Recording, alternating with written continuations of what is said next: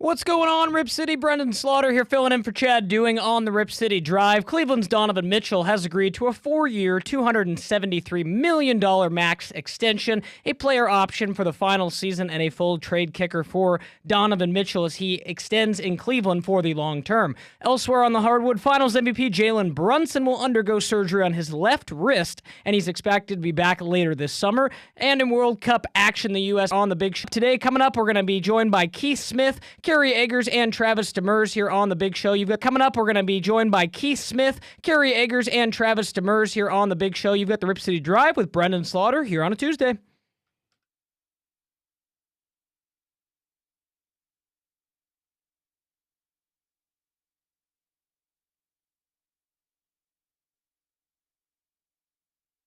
So I saw the play, and I'm a person that loves sports and was a good athlete, and I understand sports really well. And that wasn't a foul. That wasn't even an infraction. That was two guys running full speed that happened to crash into each other. You can't take your foot and properly place it on somebody else's foot when you're going, no, these were two great athletes that got tangled up, and this referee, who is a little bit suspect, if you check his past. I don't want to say that because I don't like to create controversy, but very suspect. If you'd like, I'll provide you with the past. He made a call that nobody could believe. You know, even people on the other side, they say, oh, we got lucky, wow. Live from the Coors Light Studios, it's the Rip City Drive with Chad Doing. Coors Light, cold as the Rockies. Please drink responsibly. It's infield, the U.S. is hesitating, a bouncing ball picked up in the box, and that's the opening goal for Belgium. It was to Ketelara, first to react in there in the cross. The U.S. players froze defensively, and now they are in an early hole against Belgium. Trossard to the byline, gets across, into Ketelara's rising up, and Belgium retake the lead. Moments later, Charles de Ketelara climbs the ladder, his second goal, and the U.S. right back where they were. Beaten out of the air, Freeze has got to get there and deal with it. He takes it down off the chest. De Ketelara knocks it away. Tim Ream can't block it. It is a disastrous third goal to concede to Belgium. No, don't concede another. Lukaku on the loose ball scores. Romelu Lukaku. The exclamation point for Belgium. I understand sports really well. Strap in. The Rip City Drive with Chad Doing starts now.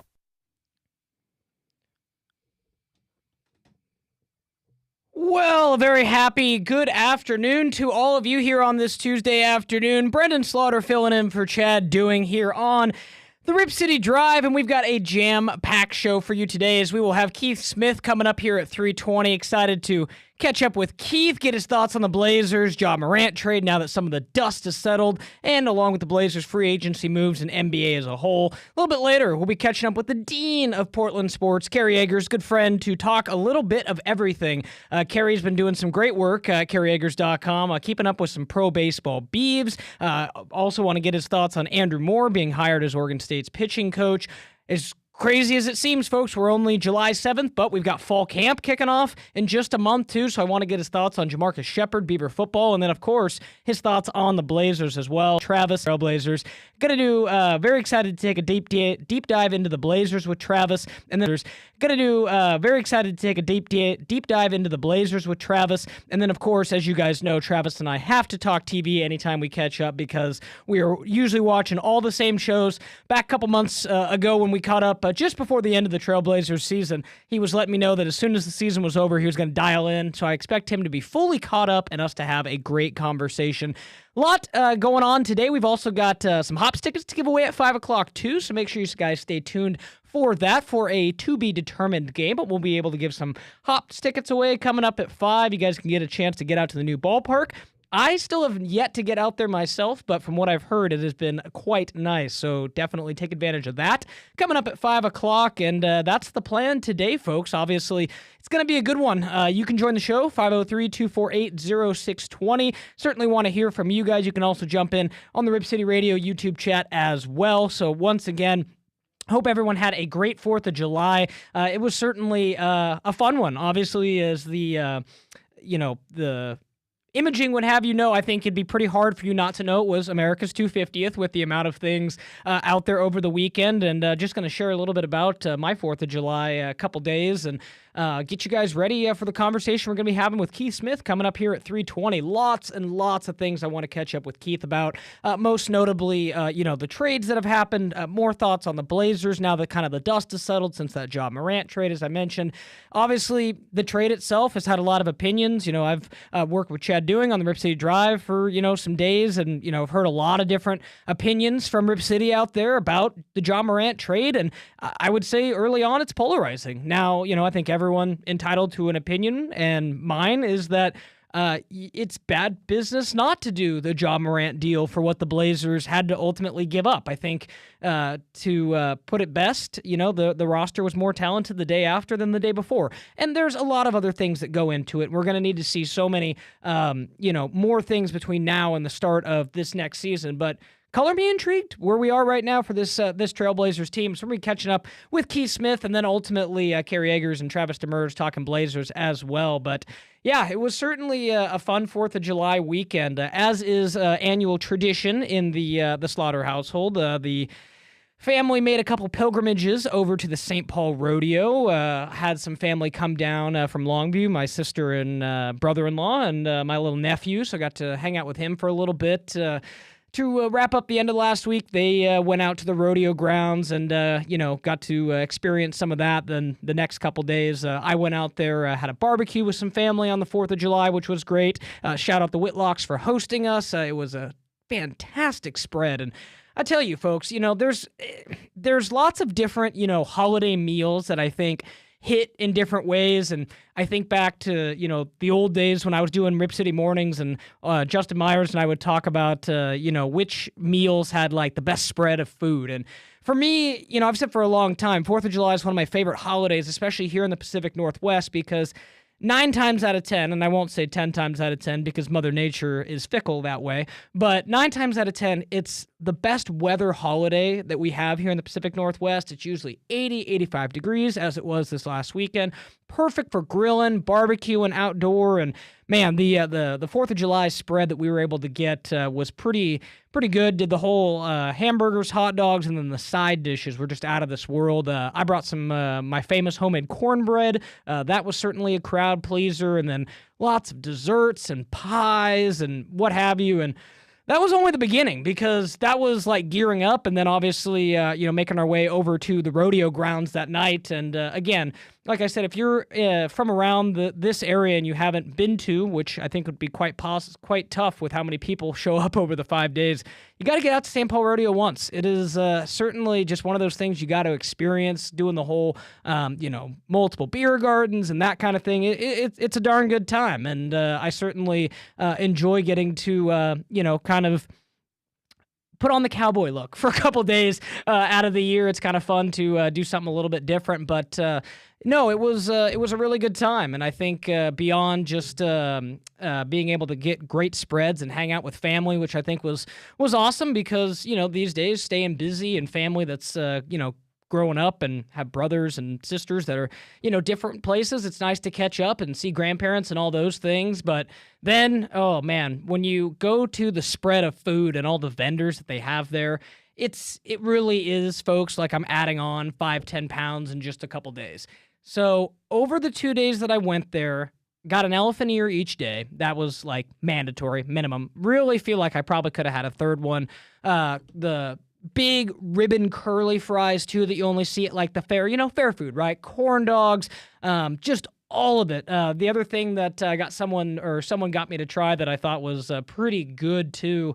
They had fried mac and cheese, fried ravioli. I didn't quite make my way to the deep fried Twinkies, which I've had before, but those are quite enjoyable as well. And overall, it just turned out to be a pretty darn good 4 days or a couple days. And I think more than anything, like the rest of you, I hope everyone had a good few days to catch up and unwind and get to spend some time with the family. And there certainly was a bit of a cool thing having it be 250. And I was talking with, some of the people I was at the rodeo with, and I'm like, man, like just thinking about like 250 years, man. Like, you just kind of start thinking in context. You're like, man, what do you think it was like back then? What was different? What they think is different now? And I think that's just a fascinating kind of rabbit hole you can go down and discuss too. But nevertheless, I think it was, with the exception of the U.S. men's soccer team falling last night, which I will kind of call an extension of the 4th of July weekend. Outside of that, it was a pretty darn good weekend. I mean, like I said, great weather, pretty good vibes all around. And, as I come in here and host the show on a Tuesday with you guys, I'm pumped up. It's going to be a fun show. I'm excited to catch up, as I mentioned, with Keith Smith and Kerry Eggers and Travis Demers. We got a lot of good things on tap today. A little bit later in the show, you guys heard a couple of the clips there from our president, Donald Trump. We may get back to a couple more of those quotes a little bit later in the show. And then a lot of audio from Brad Stevens. Brad Stevens, Boston Celtics GM, obviously met the media to kind of dissect the Jaylen Brown trade. And obviously, that was somebody that was heavily linked here to Portland. From the last time I was on Blazers Wrap-Up and we were talking about it, there was a situation where Boston was heavily shopping Jaylen Brown. The Blazers were pretty publicly connected and linked.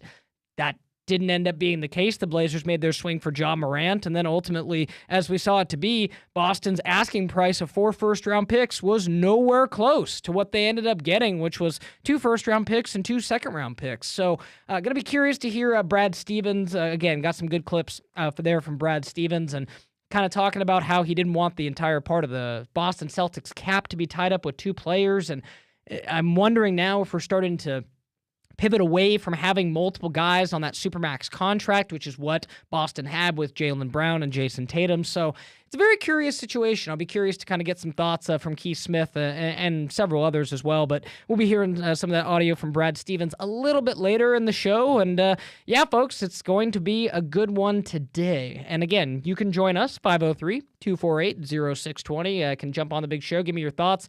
We can talk about USA getting eliminated 4-1 at the hands of Belgium. What's the U.S. need to do to get a soccer team that can go deep into the World Cup? Your guess is as good as mine. I'm not the biggest soccer head out there, so I'm not going to pretend to have all the answers, but it's definitely a bummer in the year that, it's here in the Americas and, the U.S. gets bounced out. So again, for what it's worth, for those who are big-time FIFA fans, I'm like, yeah, it's definitely a little bit of a bummer, but I would like to see what they can do to continue to grow that U.S. men's program. But I think coming up at 5 o'clock, so make sure you stay tuned into the Rip City Drive. Coming up at 5 o'clock, so make sure you stay tuned into the Rip City Drive. Coming up at 5 for a to-be-determined Hops game. Most likely next week we'll be getting some more details on that later. But again, 5 o'clock, we're going to be giving away some Hillsboro Hops tickets. And then coming up here in just a few minutes, we're going to be catching up with Keith Smith from Spotrac. Lots of things I want to get Keith's take on. First and foremost, obviously, is the Jaylen Brown news because he covers Boston so closely. And then second, I want to get some more thoughts on the Ja Morant trade. Now that, kind of the dust is settled, we know kind of what Portland's doing. They've added some more pieces via free agency to the front court as well. I want to get his thoughts on all of it and much, much more. And again, we got a big show for you guys on hand today. Hope everyone's having a great Tuesday. It's a beautiful day here in the Pacific Northwest. You got the Rip City Drive with Brendan Slaughter.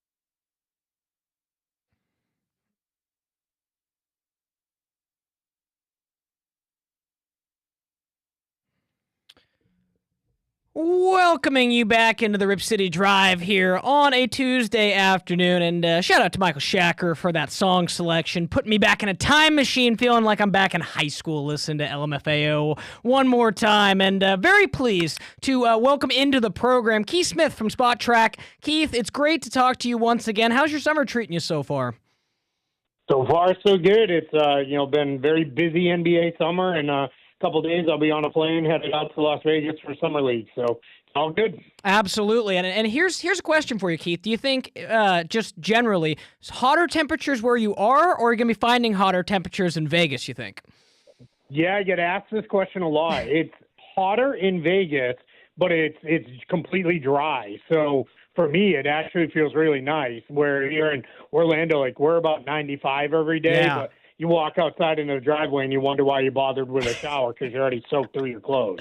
Yeah, I've been to Florida a couple times, but the first time I went was a few years back, and my buddy and I are like, let's go in August, and it was fine weather, no hurricanes or anything, but we learned humidity from growing up here on the West Coast, and it was certainly a like kind of welcome to the Thunderdome kind of moment, Yeah, exactly. Completely different ball game for most people when they get down here. Absolutely, and appreciate the time, Keith. A couple things I want to get your thoughts on, because like you said, it has been busy, and just right off the bat, obviously, with your familiarity in covering the Boston Celtics, and you were on with Chad Doing last week talking a little bit about pre-Jaylen Brown trade, and I wanted to get your thoughts and kind of follow up, because the market that was out there, and even more specifically to us here, the Portland connection that was kind of out there turned out to not be the case, and Jaylen Brown gets moved for 2 first-round picks, 2 seconds, and I think that surprised a lot of people. What was your take on it, Keith?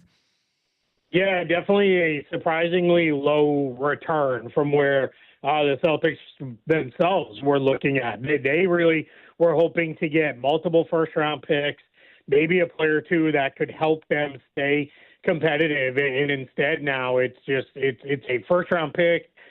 This really weird combination of it could be a swap, it could be a pick, should end up being a good pick that Boston gets anyway, and then a couple seconds, and then they have to take on Paul George in his contract for the next couple of years. But it just goes to show the market just was not there for Jaylen Brown. I think even the Giannis return being a little lighter than I think what some people thought it would be, where it wasn't one of these 4 to 5 first-round picks and all these great young prospects. There's young players that are okay, but Tyler Hero's in the deal as well. Contract's not necessarily considered a positive one. So I think we're just in a new world now where teams they're guarding their picks a little bit tighter, and it's a little bit harder when you're talking about one of these salaries that's up in the high 50s, low 60s.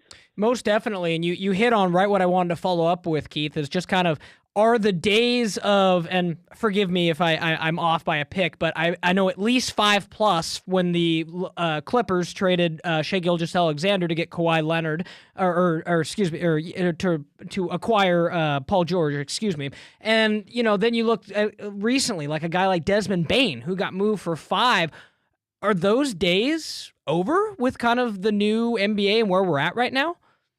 They're over for now. What teams are doing is with the new lottery reform, it's going to take probably about 3 or 4 transaction cycles for this to play out. And by a transaction cycle, I mean off-season, trade deadline, off-season, trade deadline. So when you get in, by the time we get through this time next year, everybody will have a little bit better of a feel, for what it looks like with this new lottery reform and the like. And there's this thought of, some teams are of the belief of, well, I don't want all the picks from one team, making up the next, like owning their draft for the next 4 or 5 seasons between picks and swaps, because if you put them in that position, they have no reason to, they don't care if they bottom out and stink because they don't even own their own pick. And then there are other people who are, well, no one's going to bottom out anyway anymore, so I want their picks. So right now it's a pretty big divide within the league itself, and they're going to be working that out, and everybody will be figuring that out for the next couple of years. But that's definitely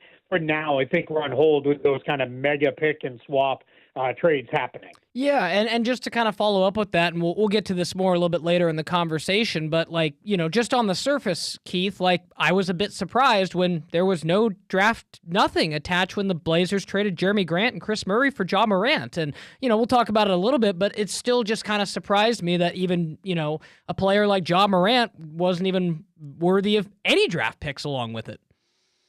Yeah, for sure. I mean, I think what happened there is Ja Morant's value, which ended up, ultimately helping the Trailblazers, it just wasn't very high. It's just a lot of teams looked at that and said, he's just not what we want to do. He's a small guard. He's had injuries, and then you've had the off-court stuff. Now, I will say this.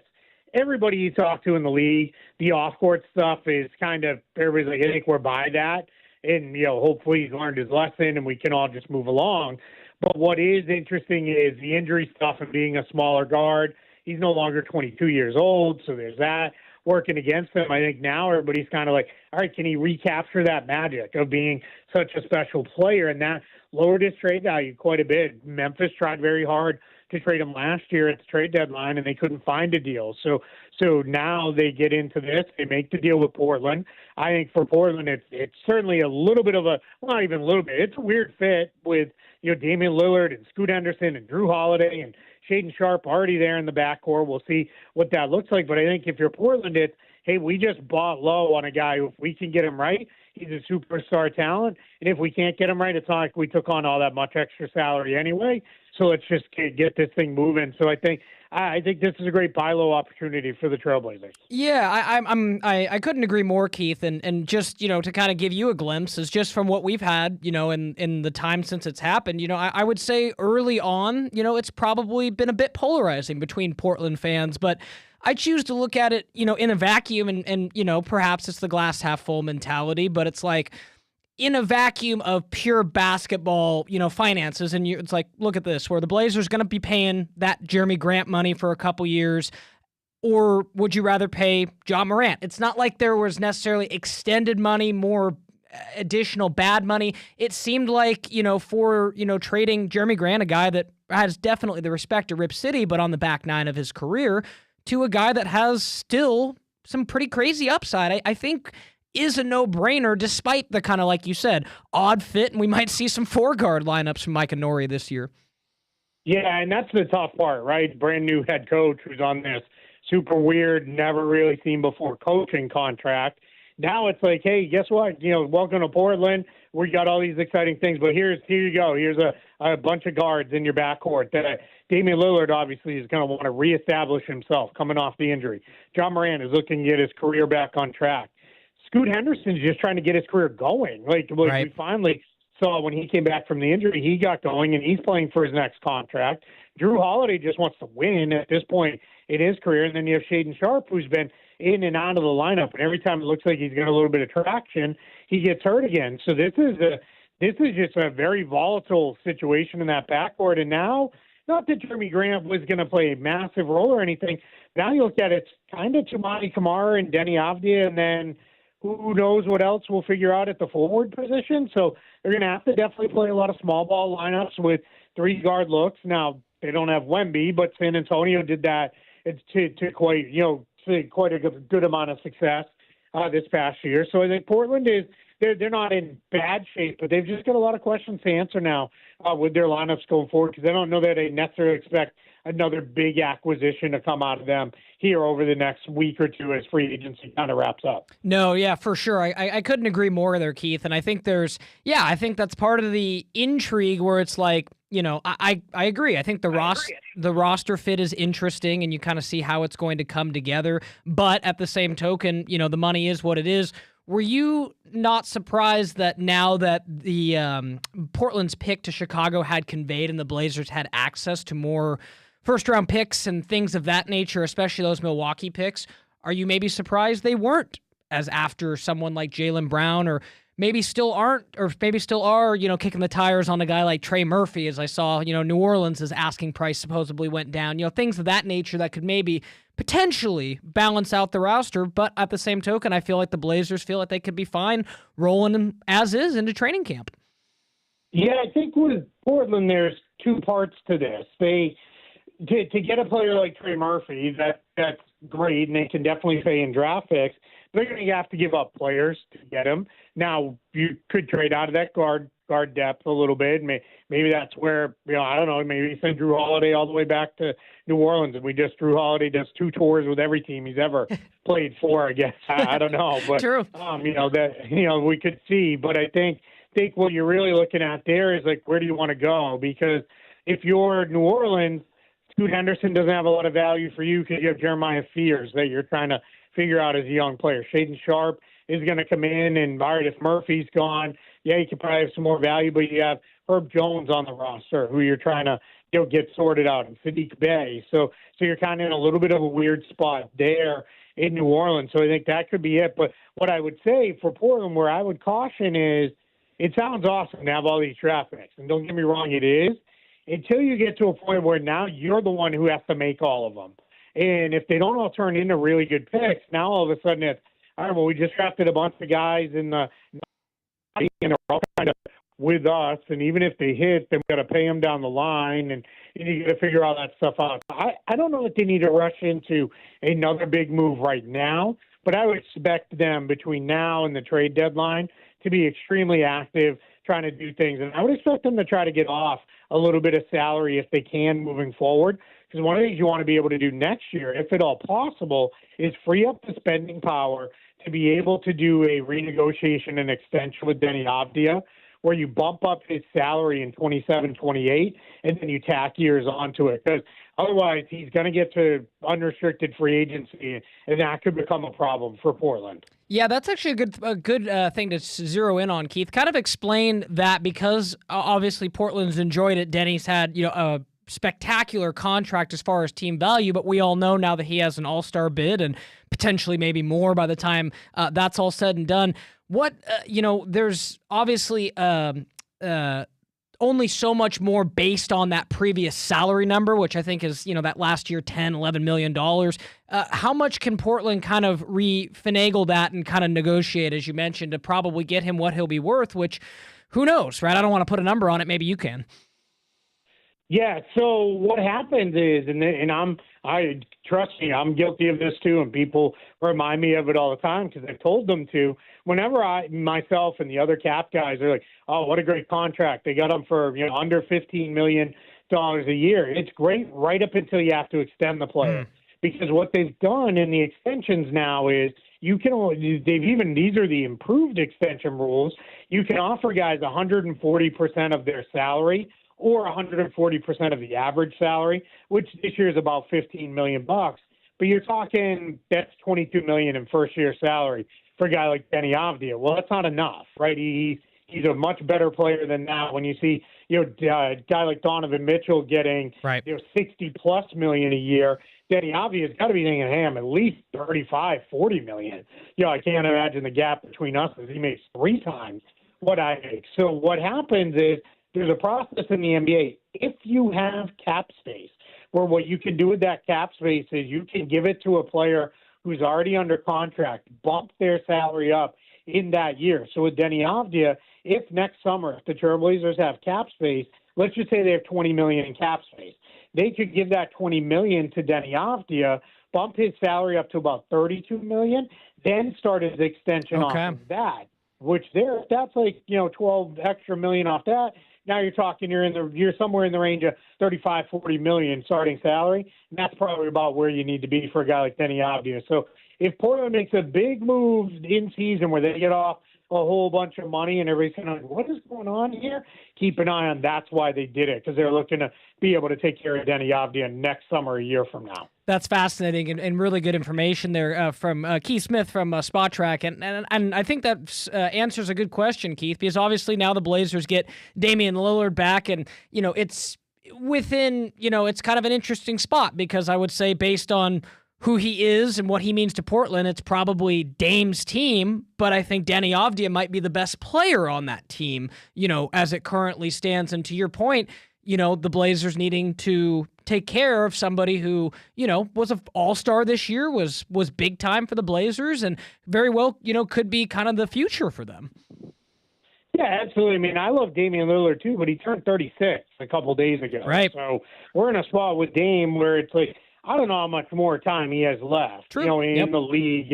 And I know everybody he likes the, well, I mean, LeBron's still going, yeah, that's one of one. When Right. the next one comes along, we could talk about it. And a guy like Dame, his career would have been over 3-4 years ago, because of small guards post 30 just weren't really hanging around in the Right. league. So now I think we're in a position with the Blazers where, you want to obviously, like, hey, if it needs to be Dame's team and he's the last one announced, Avdi is not going to make a big deal about that. He's going to get it, and that's fine, if that's, what you need to do. But when it comes to on the court, Dame needs the ball. John Morant needs the ball. Right. Danny Avdi needs the ball. It's kind of nice that Kamani Kamara and Donovan Mitchell are going to be the 4-5 option, both positionally and, in the pecking order on offense. And those guys should see a lot more open shots and touches in the line. And I think that'll help both of them. But, and then the ones I worry about are like Henderson and Sharp, because Holiday, obviously, if he takes 5 shots a night, like, he's not going to grumble. That's just the vet that he is.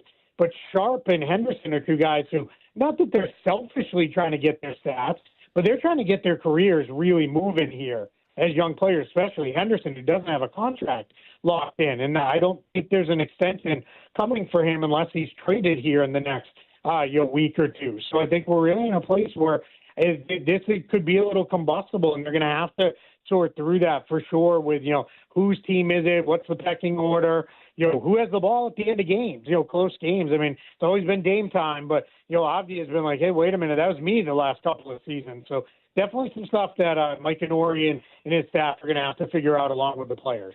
Definitely. Catching up with Keith Smith from Spot Track. Just a couple more questions for you, Keith. Really appreciate your time. And just along with that, you mentioned Scoot Henderson. And is that a situation where do you think there would be robust interest around the league in trying to get, like, if say they didn't come to an extension, or the Blazers maybe offered him more of a team-friendly deal, like, do you think there'd be robust, interest in Scoot Henderson with just his lack of relative what he's shown and needs to be, healthy on the court and all those things? We've seen flashes, of course, but it's a kind of an interesting spot where I wonder if he could be had at maybe his contract number for another year or two until he explodes potentially, or doesn't. Yeah, if I'm Scoot Henderson, if it gets any more team-friendly than the $13.5 million he's already making, I'm not doing it. I'm going to tell Portland, no, I'm going to bet on myself, and we'll see where this season goes and figure it out, because that's a low number, right? That's always going to favor the team, that low of a number. And some team will come along and say, hey, this guy's the former number 2 pick in the draft. When he came back and was healthy, actually looked pretty good, and then had a couple really nice playoff games. He did. For Portland, including the one monster playoff game, and teams are going to say, hey, that's in him, right? Like we're investing in that guy. And I think what we would see there with Scoot Henderson is now all of a sudden it is, let me find a place. Here's the challenge, though. We're not going to go through all the other 29 teams because we don't have time, but you got to find somebody who's looking for a young point guard, right? Like, who is looking for that young point guard that we can bring in? Not only we're looking for, but we can give them all the reps, right? We can let them play through mistakes and kind of go. And, maybe that's a team like Milwaukee who's in transition that could maybe kind of do something like that. Maybe that's somebody, down the line, when we get deeper into the season, like Dallas, if they have a sense of, all right, Kyrie Irving's moving on, maybe they can go that way. So that's what you're going to find is a place where can he go and he'll be allowed to be given all the reps to grow, play through it, and a team where he can see some future. Yeah, I'm definitely going to be curious. I think there's a lot of possibilities, a lot of things that can be moved, but just a couple more things before we let you go, Keith. I want to get your thoughts. How big was it for Portland, especially now when let's say they run the team as is and we know they're a little guard heavy. How big was it to get Robert Williams back? And not only back, but obviously one of the things that went on social media was, it was another pretty team-friendly deal for the Blazers. And, say what you will, but I do think when you consider this was kind of the first real healthy year that Rob Williams was able to give the Blazers, I think it's kind of a shrewd deal for both sides to an extent. Yeah, this is great for Portland because they're protected. And for Rob Williams, it's great because if he plays enough, he's just going to get his money. So I think this is one where player and team, good sense of, I want to be here.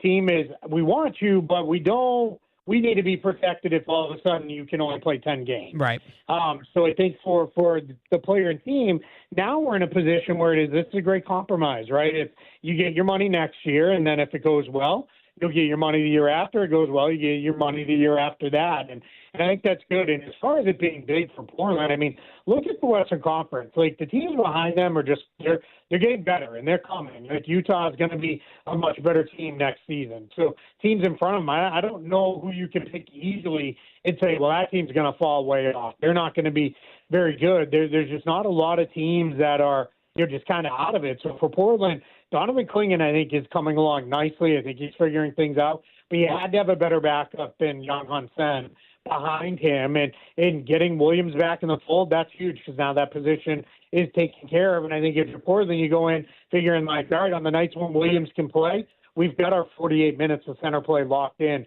between him and Clingan. We feel pretty good about it. Most definitely. And I think Blazer fans certainly too, Keith. I mean, you think back to the postseason, Donovan Clingan still has some improvements to get. And it was, pretty clear cut that Robert Williams was Portland's most effective center against the Spurs. And he played some big time minutes against Wemby and company. Yeah, absolutely. And if you can, if Young comes along a little bit this year, they added Brandon Carlson. Right. They had some really nice moments for Oklahoma City. If those two guys can give you minutes on the nights when Rob is out, or Rob's feeling a little something, right? Something doesn't feel right. Trust in those other two guys behind Clingan. Lean on Clingan a little bit more. Heck, maybe the answer is let's go super small ball. We'll play Kamani Kamara at the 5, and that's how we can shoehorn one of these guards onto the floor. And those are the options you can kind of get creative with in the regular season, because your whole goal with Rob is, his goal is to get to those 50 games played to lock in his contract. If you're the Trailblazers, your goal is also, we want you ready to go if we're back in the playoff picture. And that's clearly where they want to be, right? They don't want to take a step back this year. Absolutely. And just last thing, a bit of housekeeping, Keith, on much question that I had. Based on where we are in NBA free agency now, it doesn't appear to be the most robust market for Matisse Thybulle, who was kind of the other question mark free agent for the Trailblazers off of an expiring deal. Do you think he comes back to Portland? I wouldn't assume that. Probably his last contract figure, which I believe was close to $12 million, probably a little high for where his availability the last couple years. But do you think Portland could look to bring him back, or do you think he's moving on? Yeah, we'll see. I mean, I think he would probably like to go somewhere where he's assured of more playing time, because I know I sound like a broken record, but some of those guards are going to have to be wings. Sure. And the team already has a couple pretty good wings in the fold. So if you're Matisse Thybulle, you're thinking, man, I'm kind of coming off a lost season where I didn't play a lot because of injuries. I want to get back out there and show teams what my value is. He may rather go somewhere he can get more minutes, maybe contend with a team that's a notch or two above the Blazers as far as the tiers and the contention tiers. So that could be on the table. But if we're sitting here another week from now, 2 weeks from now, nothing else has come out, good news for Portland is they're $11 million under the luxury tax. That's more than enough room. If they said, hey, Matisse, you want to come back? Like we can make it happen at, $7-8 million bucks, but it's going to be like a 1-year deal or a one-year deal with a team option or something. Yeah, absolutely. I could see that being a thing, because I know he's well liked there. He improved as a player there in Portland. So I think there's a chance we see him back, but that's probably going to be, let's give this another week or two to see if nothing else materializes. Most definitely. Great insight as always, Keith. Appreciate your time and look forward to catching up down the line. I appreciate it. Thanks so much for having me. Keith Smith from Spot Track again. Keith is just amongst the best, folks. NBA intel, he's just great. Like he was saying, let's go through the teams. I could have an hour conversation with Keith Smith. He is that good to talk NBA with, and always appreciate his time. So again, thank you to Keith. We'll go ahead and take a quick break here on the Rip City Drive. We'll put a bow tie here on hour number 1. Get you guys ready for what's to come here on the Rip City Drive.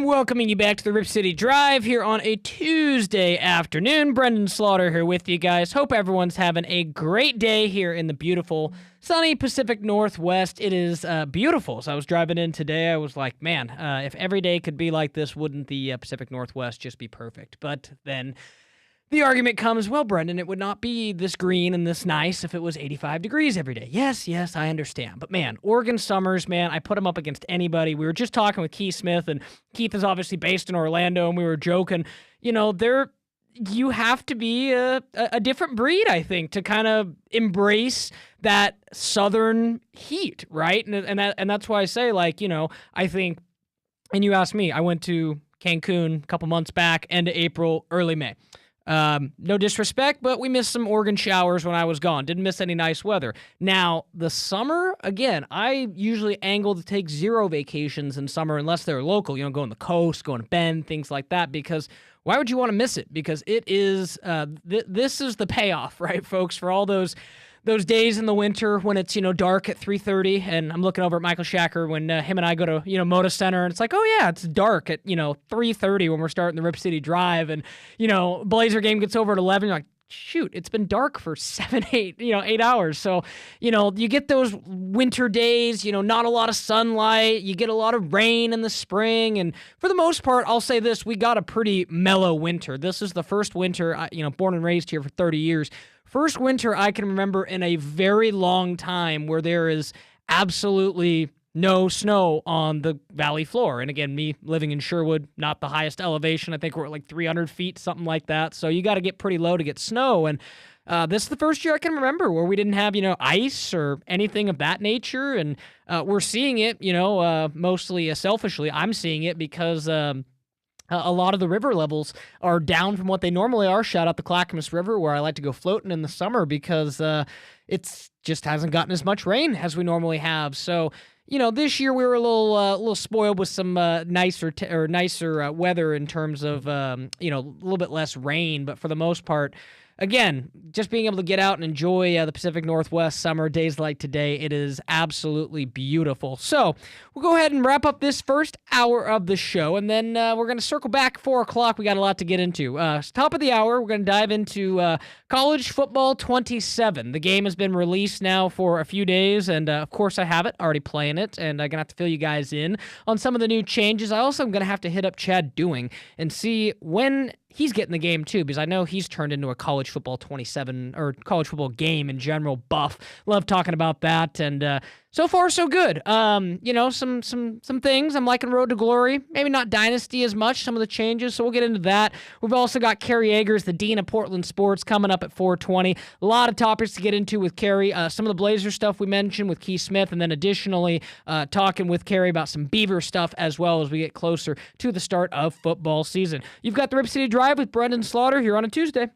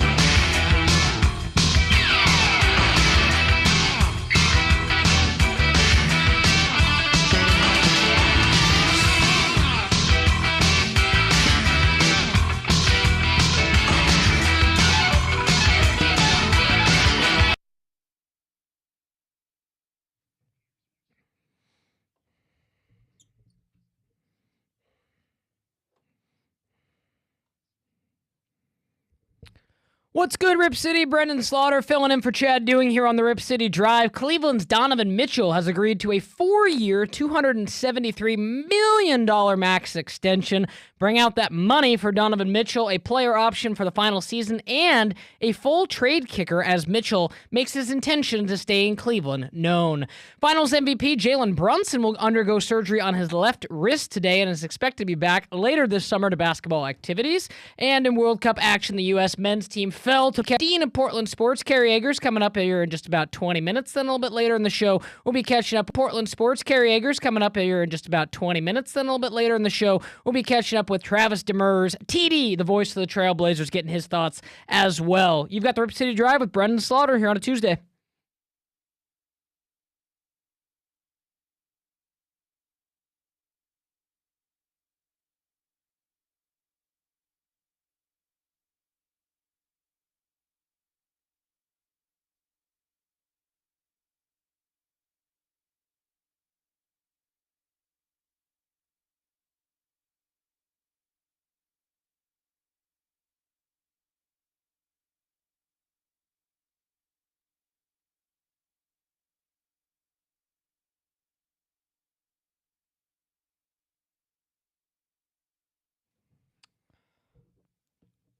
Welcoming you into the Rip City Drive, hour number 2. Brendan Slaughter here with you guys. Hope everyone's having a great Tuesday so far. Hour 1 in the books. It was a great conversation with Keith Smith, but boy, we are not done, folks. We've got a conversation with Kerry Eggers, the Dean of Portland Sports, coming up here in 20 minutes, and then Travis Demers at 5:20. We've also got Hops Ticket Tuesday. We got an opportunity for me to get you guys some Hops tickets. Get out to the new Hillsboro Hops Ballpark for a game coming up, and we'll be having some details on that. But that's going to be at 5 o'clock. Make sure to stay locked into that Rip City Drive, and I'll be giving away some Hops tickets as well. And then also stay tuned at 5, because as soon as we give away those Hops tickets, I'm going to tell you a story from, ironically, a week ago. And I've sat on the story for a little bit because I needed to properly tell it on air. But yeah, my last Tuesday couldn't have probably been worse. And thankfully, as we went today, and we're a week later, this Tuesday was much better. But man, last Tuesday threw me some curveballs, but I had some friends that certainly helped save the day. So I'll be telling you guys that story coming up at 5 o'clock. But as promised, want to get into here. We've got some audio first that we want to get into from Brad Stevens talking about the Jaylen Brown trade. We heard about it a little bit with Keith Smith. And then to wrap up this segment, I want to talk a little bit about the new college football video game, because I think it's another great addition. I've already enjoyed some time. But let's go ahead and start with Brad Stevens. And Brad Stevens, Boston's GM, obviously has come under a little bit of fire, on social media in the days since the Jaylen Brown trade, especially for what the return was. And again, let's hear from Brad Stevens himself. This is why he traded Jaylen Brown and the process of team building. The unbelievable way we've played in the regular season in the last couple years. The path looked a little bit more challenging to me. I might be wrong. I'm not going to stand up here and be defensive about that. But the path looked a little bit more challenging with 70% of our cap and such a high percent of our usage tied into 2 players. And the reality in this era and in this day and age of the NBA, and you could see it obviously with the last couple of champions and some of the teams that were at the very top of the league when it was all said and done at the end of this year, is that you have to do a great job, and you have to have the optionality to do a great job of building out depth that can hopefully replace the irreplaceable individual. It's kind of a lot to break down there. Again, Brad Stevens talking about the Jaylen Brown trade. I mean, that argument's been there. Obviously, Jaylen Brown and Jason Tatum were both, supermax players making 35% each of the cap, and that's a fair argument with where the NBA is kind of moving towards, and the fact that teams can't just stack talent, and I think that's a good thing, obviously. But again, you talk about the return, and here's where Brad Stevens was talking about needing the right return. I just don't agree that it was to Philadelphia. What I said earlier is that I thought our path to getting what we ultimately wanted to do, we probably looked more like the last couple of years. And whatever changes we needed to make were not obvious. To do a deal like Jaylen, it requires the right amount of talent and what we deem to be the right assets coming back. And I'm sorry, that's I respect the heck out of Brad Stevens. I think he's extremely extremely good at his job, both as a coach and general manager. But that's lip service right there. You can't put out there that you expected 4 first round picks for Jaylen Brown, and then come back and be like, well, these picks from a team in the East, nonetheless. They're sending Jaylen Brown to a team that eliminated them this last year. And no disrespect to Paul George, but it's been a long time since he was playoff P. All right? I mean, it's been a while since Paul George has been an effective, I don't even want to throw him under the bus, but he's just getting older, right? And that's just how it goes. And Paul George is not the player Jaylen Brown is right now. And then you add in a couple first-round picks. I mean, like I was talking about with Keith Smith, it is just mind-boggling to me that Desmond Bane went for 5 first-round picks. And yet here we are a little bit later down the line, and, player like John Morant goes for none. Player like Jaylen Brown goes for 2 first-round picks. And I'm not even going to include those second-round picks because second-round picks are a dime a dozen. You can buy your way into the second round. They're just not as valuable as first-round picks are in the NBA. So all that to say, I think this is kind of defending. Now, if Boston wanted to move in a different direction and the relationship with Brown was untenable and what have you, that might just be what it is. But again, this is Brad Stevens talking about Jaylen Brown. I will say we had several talks. If he feels that way, then, I'm sorry about that. I am genuinely, because he's a meaningful person in all of our lives and certainly mine. Like I said, we had a lot of open discussions about here or elsewhere. And even I would say he, and at least his agent, were well aware of even teams that had the most cursory of interest. So that, at least that was well communicated, or at least communicated. And so we tried to do that to the best of our ability. As things get further down the line, it's complicated to ultimately get over the finish line with any deal. But I'm sorry that he would feel that way. And then more on trading Brown specifically to the Philadelphia 76ers. That is a hard thing, to trade a guy that you, first of all, care so much about, but secondly, have so much respect and admiration for, to a team that just beat you in the playoffs and that you're going to literally play 6 times before the playoffs next year. But I do think that ultimately, when you do a deal, you have to be thinking about you first and the optionality it creates for you.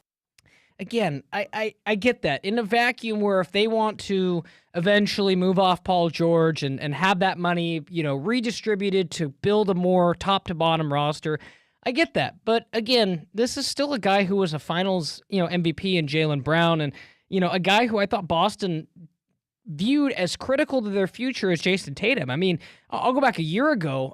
One of the kind of sneaky, underrated documentary series that premiered on HBO was Celtics City, and it was kind of a 10-part documentary series talking about the Celtics, and Jaylen Brown was heavily featured in that, along with Jason Tatum, along with, numerous other guys. But it's just kind of interesting because at the time, Jaylen Brown was, all in on Boston, and I just think it's interesting how, times change. And once again, I'm curious to hear this last one from Brad Stevens talking about, again, taking back Paul George for Jaylen Brown. I know there are salary matching rules, but you talk about how you can't have 70% of the salary cap tied up into these 2 players. You still do. What's next after this? I think the biggest thing is that it's that plus the picks, plus the optionality moving forward. Paul's contract is shorter. I keep going back to myself as a kid. I don't want to hear about picks and optionality. I don't. Unfortunately, in my position, that matters. Almost seems like Brad Stevens is kind of contradicting himself a little bit in that sentence, but nevertheless, it is what it is. And I think it's a great point because basically you did salary matching rules and what have you. I get that Paul George is on a shorter deal, but I would argue he's less impactful at this point in his career. And quietly, Philly has kind of put together a sneaky good roster. I mean, we'll see what happens with the 76ers, but you look at their young talent, Maxey, Embiid, and now Jaylen Brown. I mean, there could be something brewing there in Philly, and I just wonder if down the line Boston's going to look back that they made, a rival, in all sense of the word, much better, and kind of took, like Keith Smith was saying, maybe one pick that's decent, one pick that's a little shakier, and then again, like I just told you guys about second-round picks, they're just a dime a dozen. So I think there's a lot of moving pieces to that, but those were some of the audio bites from Brad Stevens. A couple more minutes here left in the segment before we switch gears and get ready for the Dean of Portland Sports, Kerry Eggers. I want to talk some NCAA Football 27, and that is the latest edition of the college football video game, and I have pre-ordered it, and again, for those who pre-ordered certain versions, it's been available since sometime last week. For certain versions, it became available yesterday, and then for the basic version, I believe it comes online Wednesday or Thursday. Myself, and I took full advantage of the EA Play trial, which gave you 10 hours to kind of, start your progress on the game before, eventually I get access to the game on Thursday. For me personally, didn't really see the interest in wanting to pay extra money when I could still get the game and still get access. So certainly enjoyed the trial so far. Still got a couple hours left. And as mentioned, I've talked about it with Chad Doing time and time again, how realistic and great this game is. And I feel like each year, the first year it came back, it was just amazing to have the game back, right? And the bar wasn't, in my opinion, amazingly high, just to be like, oh my gosh, we have like the Beavers and the Ducks in a video game again. You can play with your favorite players and all these things. But each time it's gotten progressively better. And then last year you could tell, hey, there were a lot of gameplay functionality changes for the better, right? Just tweaks things, making the game sharper, what have you. Then this year it's another step, right? Now we have coaches in the game. They've made NIL and roster building and that whole aspect of it very, very realistic to what we're seeing in college football today. And I'll say this, I think, right off the bat, I've, played a couple games, saw how the Beavs were, saw how the Ducks were, so on and so forth. I like how they have the new Pac-12 conference in there. But like say, you're someone like me who wants to start a dynasty with a smaller school like Oregon State. They've made the process of a dynasty difficult, made more difficult for, a team with fewer resources compared to an Ohio State and Oregon and Alabama, what have you. Road to Glory is still pretty much the same, where you can kind of, still not a lot of changes there, but I will say they have made the game very realistic to what is real life now, not only with gameplay, but what's happening off the field, whether that's, you're going through your simulation and, all of a sudden, your coach, caught you on social media, at a party at 1 a.m, and all of a sudden you're suspended for a game, what have you. So it continues to make things very, very realistic. And I think that, in addition to just having it, is one of the coolest things about having the game back, because I grew up with the game, and having it gone for, the decade that it was really sad. It's like, there were a lot of times, you just want to get in, play some college football, and I think we've seen that's why the game has exploded. And selfishly speaking, I grew up at the right time. I grew up when there were college football video games. There were college basketball video games. Shout out Kevin Love, Blake Griffin on the covers of those NCAA games.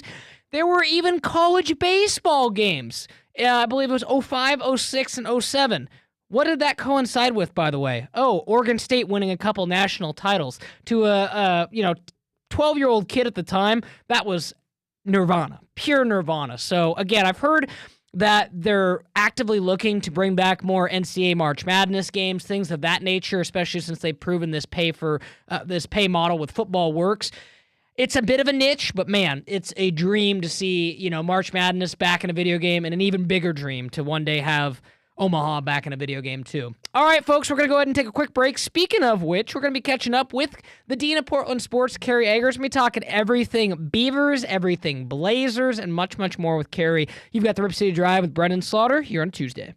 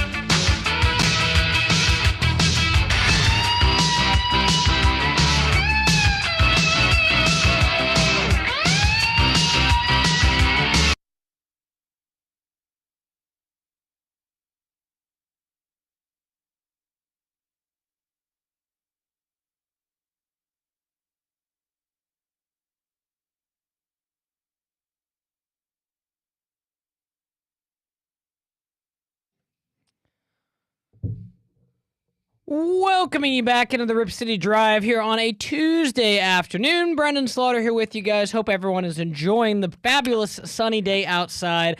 Pleased to welcome back to the program someone I'm thrilled to catch up with. It's been too long. Kerry Eggers back on the Rip City Drive. Kerry, good to hear from you. I hope the summer is treating you well so far, my friend. Yes, it is. Thanks, Brendan. Good to be on with you again. Absolutely. And yeah, Kerry, I mean, I've kept in touch. You've stayed busy. I saw you covering some track down in Eugene. You've recently caught up with Drew Rasmussen. And let's start with Drew. You've caught up with him, and obviously he's been doing big things in the majors. It's kind of crazy to think how long he's been away from Oregon State now in terms of being in the professional ranks, but he's carving out a nice career for himself, and you had a great piece catching up with him. What was that like to catch up with Drew?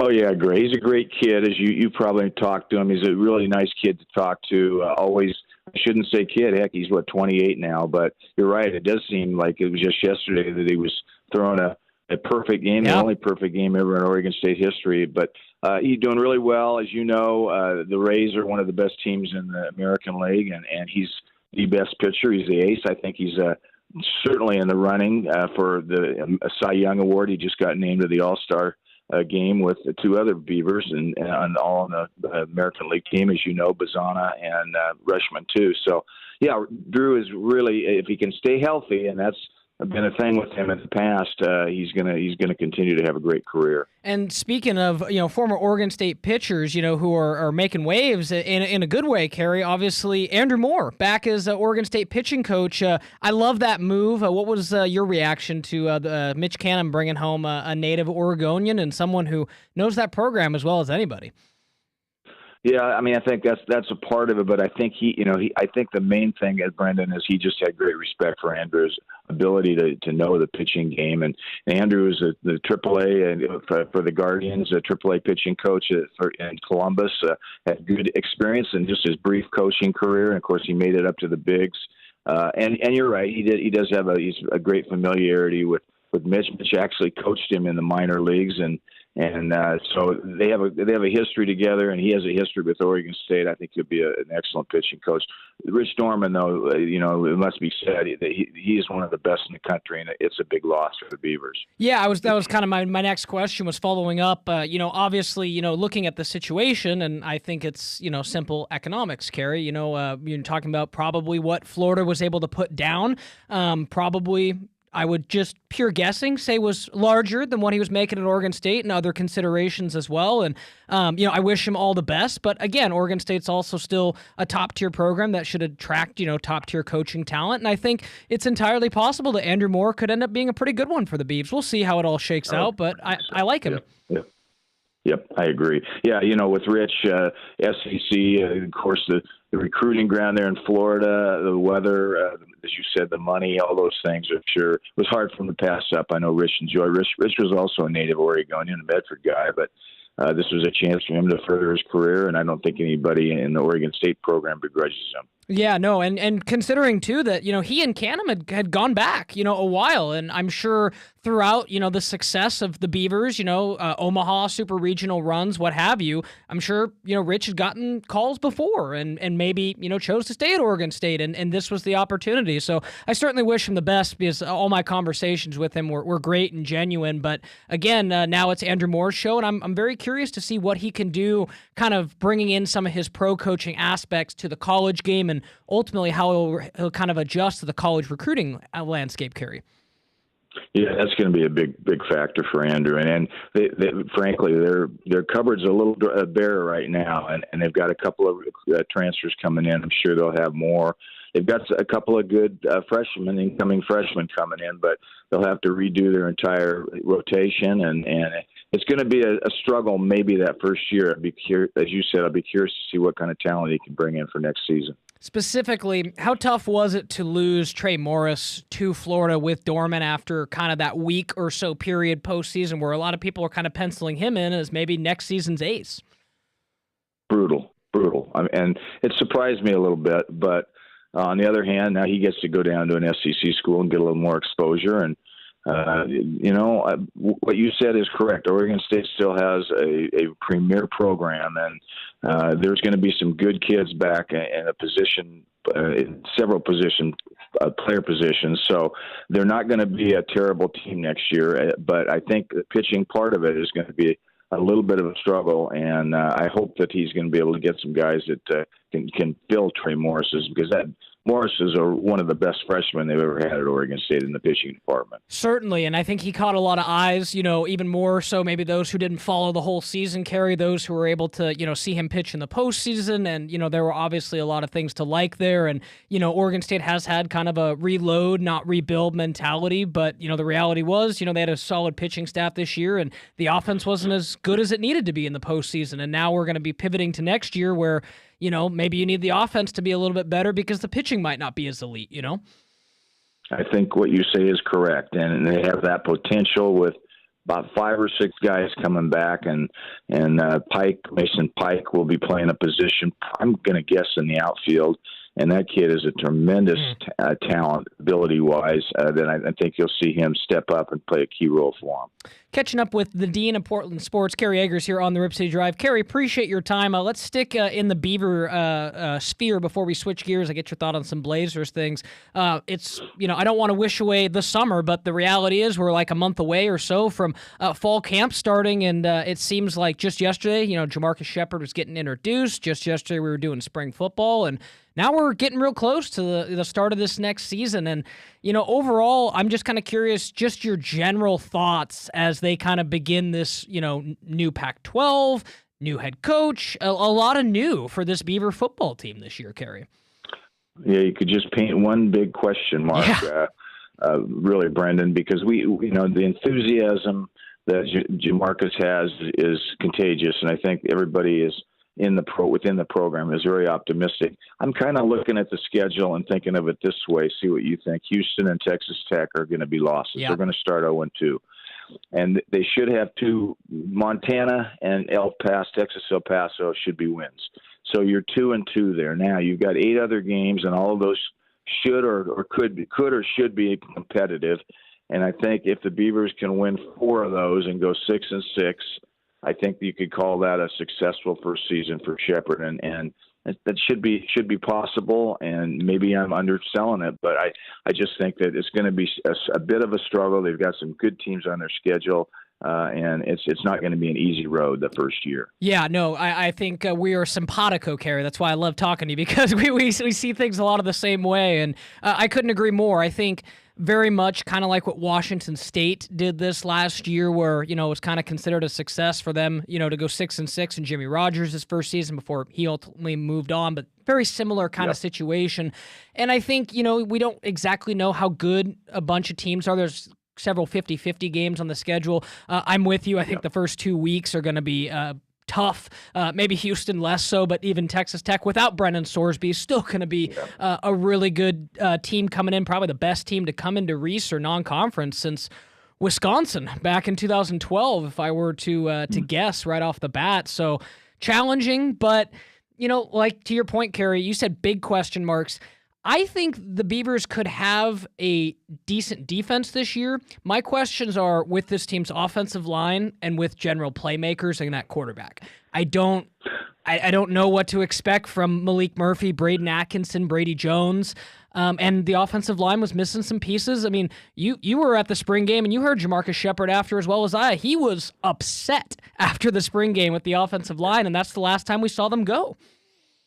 Yeah, and I'm not familiar enough with what they've done, if they've added major pieces in the O-line. You're absolutely right, though. It's a question mark. They lost most of their key guys. They have 2 or 3 guys who were pretty good last year, but you need 8 or 9, as you know, and I doubt that they have that. I also think they're really shy on the receiving end. And I'm with you. I'm curious to see what the quarterback situation is. I'm kind of thinking maybe Braden Atkinson, the Mercer kid, might wind up winning that thing. Murphy has the experience, and I thought he looked pretty good in the spring game. But that'll be to me a key, because Atkinson's a pretty good runner, and Brady Jones, you mentioned him too. He's a good passer, and Murphy has not shown any propensity to run the football. And I think if he's going to play, he's going to have to be a guy that's willing to he'd get out and take it out half a dozen times a game. Yeah, no, I would agree. I think Braden Atkinson intrigues me, and I think that's why, you kind of look at fall camp and, know that the Beavers have said it's going to be a wide open competition. That being said, Kerry, I think kind of the reservations you have on Malik Murphy, and all due respect to Malik, are a lot of the same reservations that Beaver fans have because they saw that, that movie last season. Now, is that fair to put it all on Malik? No, but that's just how it works playing starting quarterback. And there were times last year when, it was pretty clear that, he and, Gunderson, Langsdorff, whatever it was, were not in great sync. And it just was an ugly year. There's no real way to, sugarcoat it. And I think, there's two ways to look at it. If the Beavers could get, Malik Murphy and, Mitch Dolan and company are able to get the Malik Murphy we saw at Duke that, won 9 games, I think, he would be the starter. If it's not looking that way, maybe you have to go with the young guy in Braden Atkinson who's rolling. So I think there's lots of ways to look at it, but I understand, even just talking with, Beaver fans or people in and around, that, it kind of seems like there's some questions at quarterback, some questions on the offensive line, but other than that, there could be some things to like on the roster. Specifically, I think they're going to be nice on defense to an extent. I think Aiden Sullivan's going to be a nice player, and you think of the Pac-12 teams they're going to play, I think they could be solid on defense, especially with a couple coordinators. It's just some questions on offense after really how poor it was this last year. Yeah, and Cornell Hatcher showed some signs that he could be a pretty good running back. A couple of, I can't remember the other kids, the new kids, but they showed some talent. So I know that Jamarcus wants to have a balanced offense. They're not just going to throw the ball, and he wants to. He would, if he had the offensive line to do it, I think he'd like to pound it more than anything. But sure. And then on the defensive side, you mentioned Aiden Sullivan. Sure happy to have him back. I thought he was their best player on the defensive side a year ago, and he'll be a leader and a good player. And just hope that they have enough guys to join him. And you're right, defense is probably going to have to be their strength this year. Yeah, it's definitely going to be interesting to see how all that shakes out. And again, make sure you stay locked into CarrieEggers.com for the latest, as again, we get close to the start of football season. But want to switch gears, Carrie, and talk a little Blazers too, because obviously there's been a lot, going on with free agency and signings and whatnot. But just let's start here with, now that the dust has kind of settled in the vacuum of Jeremy Grant's contract and Chris Murray's contract for Ja Morant's contract, just in the pure vacuum of that, what are your thoughts on it? Well, I haven't written anything. It's funny. I'm just writing today about the Morant trade, and I kind of wanted to reserve judgment and see how everything. Actually, I've been kind of doing the same thing on Tom Dundon, Brendan. Sure. But I'm beginning to be a little more negative on what's going on. I think that he and Joe were a little bit tone deaf in bringing Ja Morant in, given the history of the Jailblazers and his own personal history. Now, I understand he's an exceptional talent. Although the last couple of years he's not been in the lineup much. He's had some suspensions. He's had his problems off the court. He'll be 27 next month, so he's right starting the prime of his athletic career.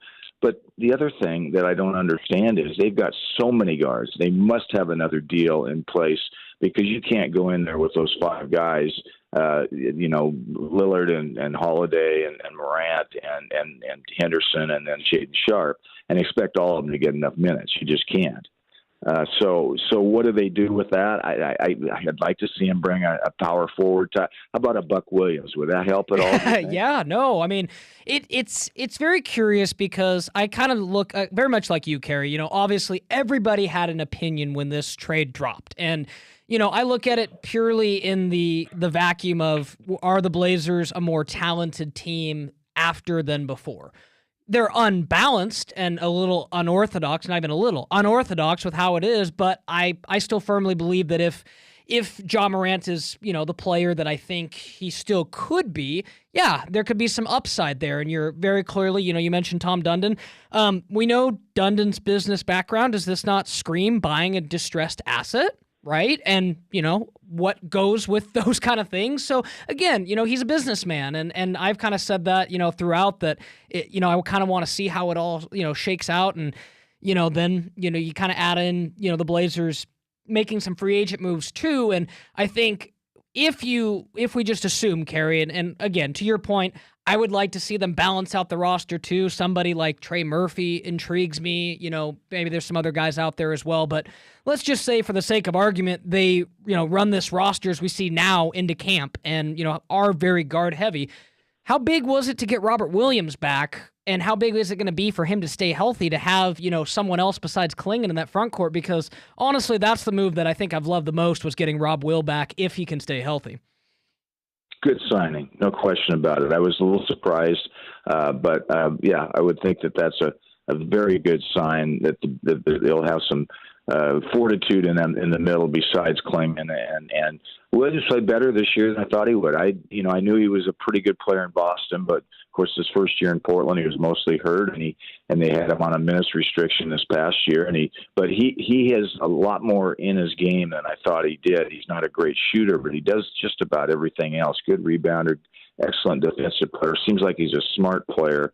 So if you get Klingon 32 minutes a game and you give him 16, maybe 20, that's a pretty good 1-2 punch at center. Yeah, most definitely. And I think when you dive into kind of the injury protections and the way that the Blazers, kind of incentivize both ways, where it's like, hey, you'll get your money if, you're healthy and play, and we have protections if it goes the other way. I think that's certainly key for the Blazers. But when you kind of, take a step back and look at the roster itself, Kerry, I'm curious, just because the move itself surprised me. If you knew that Portland could have potentially inquired on Jaylen Brown for what he was ultimately moved for, would you have if you were Portland? Of course, right. And I'm a little surprised that Boston sent him to a team, really a competitive team there in their division. It's a shocker. So, it leads me to believe that Portland's offer was, it had to have been not as good as we would think it was, right? Otherwise, why would they have not made the move with Portland? Yeah, the only thing I could think of, and again, I don't have this sourced or anything. The only thing I could think of is if Jaylen Brown's like, hey, I don't want to play for Portland, or doesn't want to, if that was ever thrown out there and Jaylen Brown wanted to somewhat dictate where he wanted to go, and maybe, again, listening to some of the, or go ahead, Kerry, sorry. He's under contract for 2 more years, so I doubt that would be the case. And he probably didn't want to come to Portland, but they've got to make a move that's best for their club, not what's best for him, I would think. Right. No, and to your point, again, I think when I saw that trade go down, not only to a team that eliminated Boston in the playoffs, Kerry, but a pretty long-standing rival. I guess it's not like trading him to the Lakers, but not too much better. And I listened to some of the audio from Brad Stevens today. He kind of, again, I give him the benefit of the doubt. He's won a championship as a GM, but he just was kind of like, well, yeah, aw shucks, we kind of did the best we could to try to balance out the roster. It didn't sound like even he was thrilled about it. And Paul Pierce is 36 and, had some injury problems the last couple of years. I don't think it was a good move for Boston. Yeah, it's definitely a little curious, no doubt. Catching up with Kerry Eggers here, Dean of Portland Sports on the Rip City Drive. Just a couple more questions for you, Kerry. Ultimately, I'm curious your thoughts on Micah Norrie. And we talked about, let's just, again, say for the sake of argument, Micah Norrie's got an awful lot of guards, or let's just say maybe Shaedon Sharpe turns into a wing and we have some smaller wings. But how do you think, from what you've heard, and getting to know more about him, is there a potential way that he could kind of mad scientist this unbalanced roster and make him competitive and unique? Mm-hmm. First of all, I've not met Micah, and wasn't able to go to the press conference, but I have good feelings about the way he's gone about taking this job, and it doesn't worry me what his contract situation is. He's obviously thrilled to have the job, and I think he's had good experience, but and he likes the fact that there's some good talent. You mentioned just the amount of talent on the team is pretty darn good. We haven't even talked about Denny Avdi. I think he's one of the top 15 to 20 players in the game, and I'm real curious to see how he fits in with all these other players, Brendan, who need the ball. So that's, to me, the biggest thing. That, and how are they going to defend if they've got now. Holiday historically has been a great defensive player. I think he's still a good defensive player, but at 36, not what he once was. the other guys, at guard. Now Sharp showed some improvement last year as a defender, but how's he going to use that backcourt to defend? They'll put a lot of pressure on Klingon if it's just Morant and Lillard, because those guys are average at best defenders. So, in long answer to your question about Mike, he's got a tough job to do. He does have some talent, but I don't know how he's going to work his rotation. There's going to be a lot of players that need to play and a lot of players at the same positions that need to play, even if Sharp is playing small forward.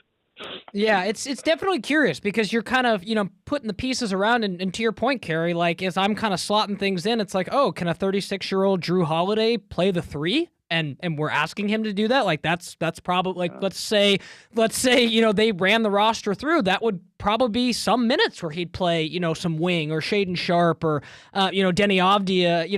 It's an interesting point, but to your point, I think going back, we've kind of seen that movie, Carrie. It's a different group of guards, but Ja Morant and Dame at this point in Dame's career, there's no way that backcourt is better defensively than Dame and CJ in their prime. Right, and it's like I also think Kamara is going to have to play a big role defensively for this team. Yeah. And so he's going to get what's he going to get? 30 minutes a game. So probably the other guys playing small forward probably is not going to happen because they're going to. No, Avdia is not a defensive player. I mean, he's a great offensive player, right, but he's average at best defensively, so you can't have too many of those guys in your lineup. Yeah, it's definitely going to be interesting because, again, like you mentioned, Toumani Camara, just with what I've been able to learn, it sounds like Micah Nori was very key in Jaden McDaniels' development in Minnesota, and I think Toumani Camara could be a Jaden McDaniels type player, on that trajectory, and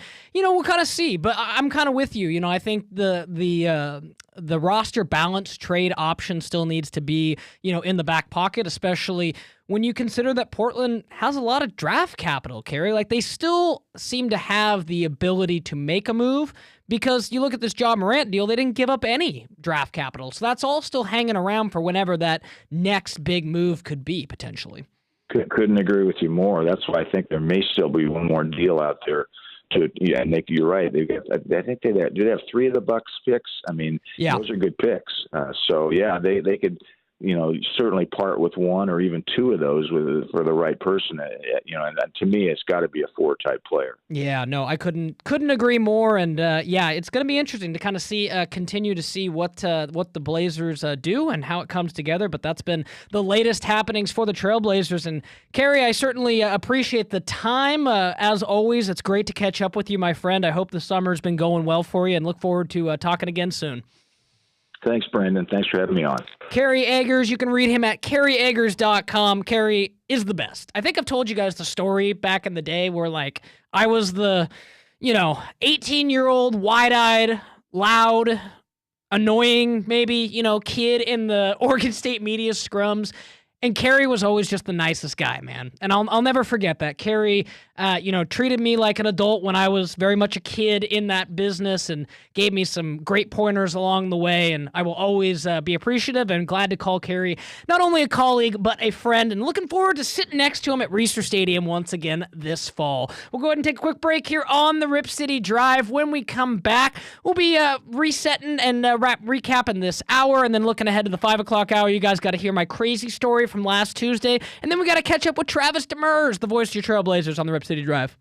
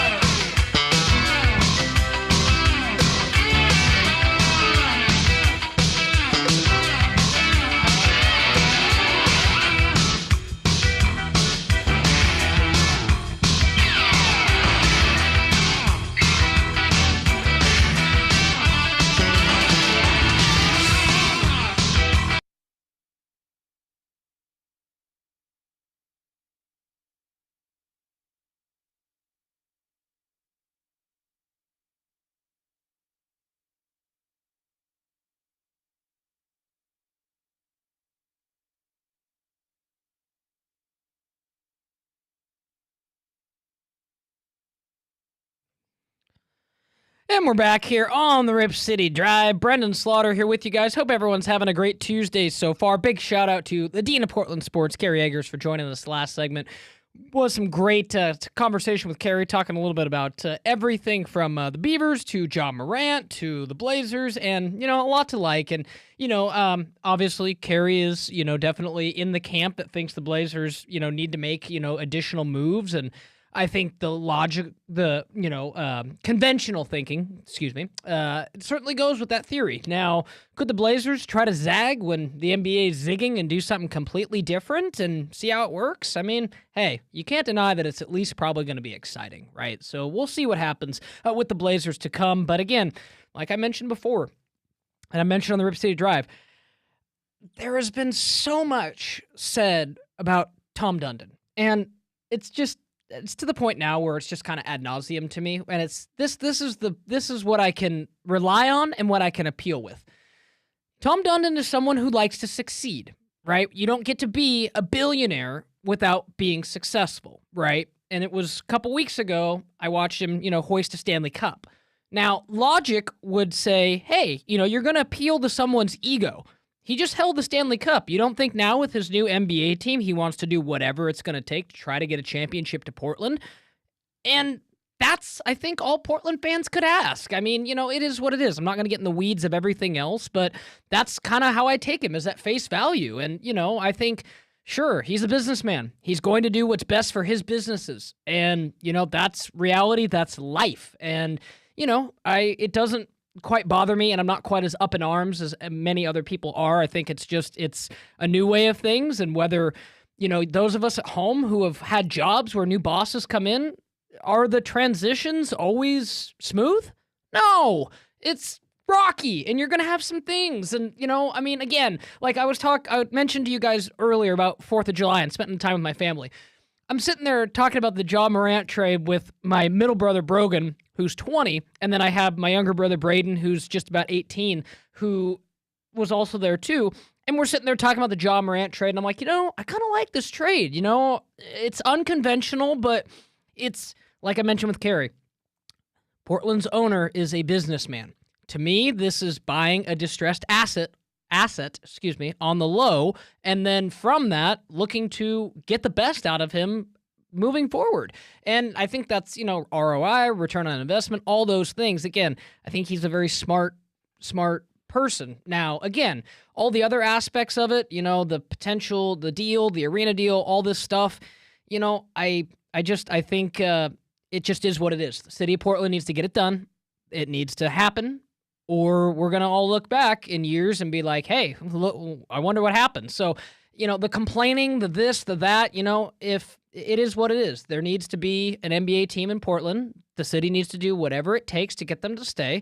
And it is what it is from a tax perspective, and whatever that comes out to be. Obviously, Multnomah County, the state, and then, the city of Portland all have pieces of that. But, you're talking about Multnomah County kind of being the holdup right now. And I can't speak on that because I'm not a Multnomah County resident, nor would I particularly care to be. But in this, instance, it comes down to that. And it comes down to the Blazers, or the city needing to take care of it. And I understand, some people would like to see skin in the game and all that. It is what it is. What's trying to, get up in arms about it gonna do? And it's like, the reality is, I think Portland just needs to take it as it is, realize that they need to do whatever is necessary to keep their asset in Portland, because, I don't want to look back on the future and say, hey, what could have been, right? So focusing on the here and now and everything else, it's that, I think I'm intrigued for what the Blazers, especially with the deal for John Morant. I do. It's subjective, that's my opinion, but I like the deal for John Morant, especially with the gave up. John Morant. I do. It's subjective, that's my opinion, but I like the deal for John Morant, especially with the gave up. I love the deal for Robert Williams and the way they were able to structure that contract. I love Micah Norrie's contract as far as and let me rephrase. I love that Micah Norrie doesn't think the contract's that big of a deal. Sure, when it came out and I saw it, everyone's like, oh, okay, a little unconventional, bit weird, odd. But he was like, hey, I'm embracing this. I'm going to run with this. And I think all of us should be cool with that. If he's cool with it, I'm cool with it. I'm excited to see some Blazers basketball, excited to get some positivity going with these Portland Trailblazers. We're going to take a quick break here on the Rip City Drive. When we come back, we'll be getting you guys ready for hour number 3. You got to hear my crazy story last Tuesday. House nearly flooded. We're going to have to get into that in the weeds. We've also got some Hops tickets to give away here in just a few minutes as well, and then catching up with my guy, Travis Demers, the voice of your Portland Trailblazers at 5:20. You've got the Rip City Drive with Brendan Slaughter.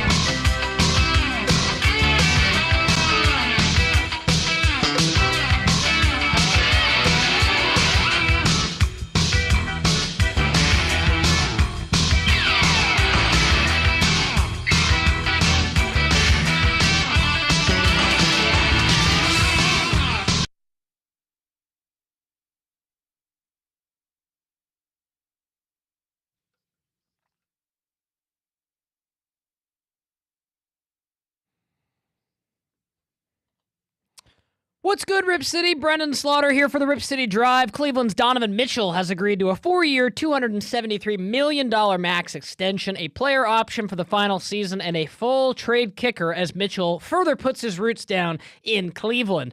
Elsewhere on the hardwood, Finals MVP Jalen Brunson will undergo surgery on his left wrist today and is expected to be back later this summer.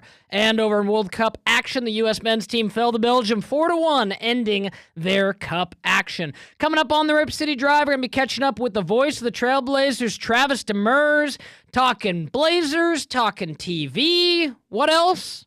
You'll have to tune in. I've got the Rip City about how my last Tuesday nearly turned into a watery disaster. You've got the Rip City Drive about how my last Tuesday nearly turned into a watery disaster. You've got the Rip City Drive with Brendan Slaughter.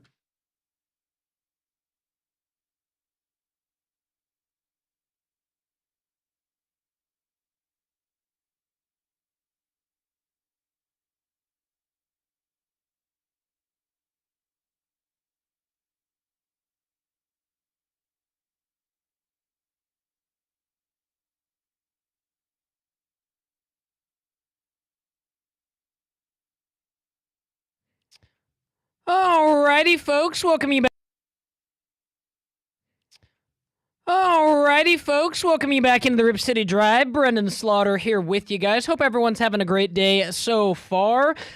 We're going to get to the Hops tickets here in just a moment, so make sure you stay tuned. Keep your fingers on the dial. But once again, want to preview, we got Travis Demers coming up here just about 18 minutes. Very excited to catch up with TD, talk a little bit of Blazers, a little bit of TV, because last time we talked a couple months back, he was like, hey, as soon as the Blazers season's over, I'm going to get caught up on all my shows, then we can talk about it. Well, Travis, it's time to pay, because, no, I mean, in all seriousness, we got to talk about a lot of the Taylor Sheridan shows that have been going lately, because I've been very impressed and still got more to come.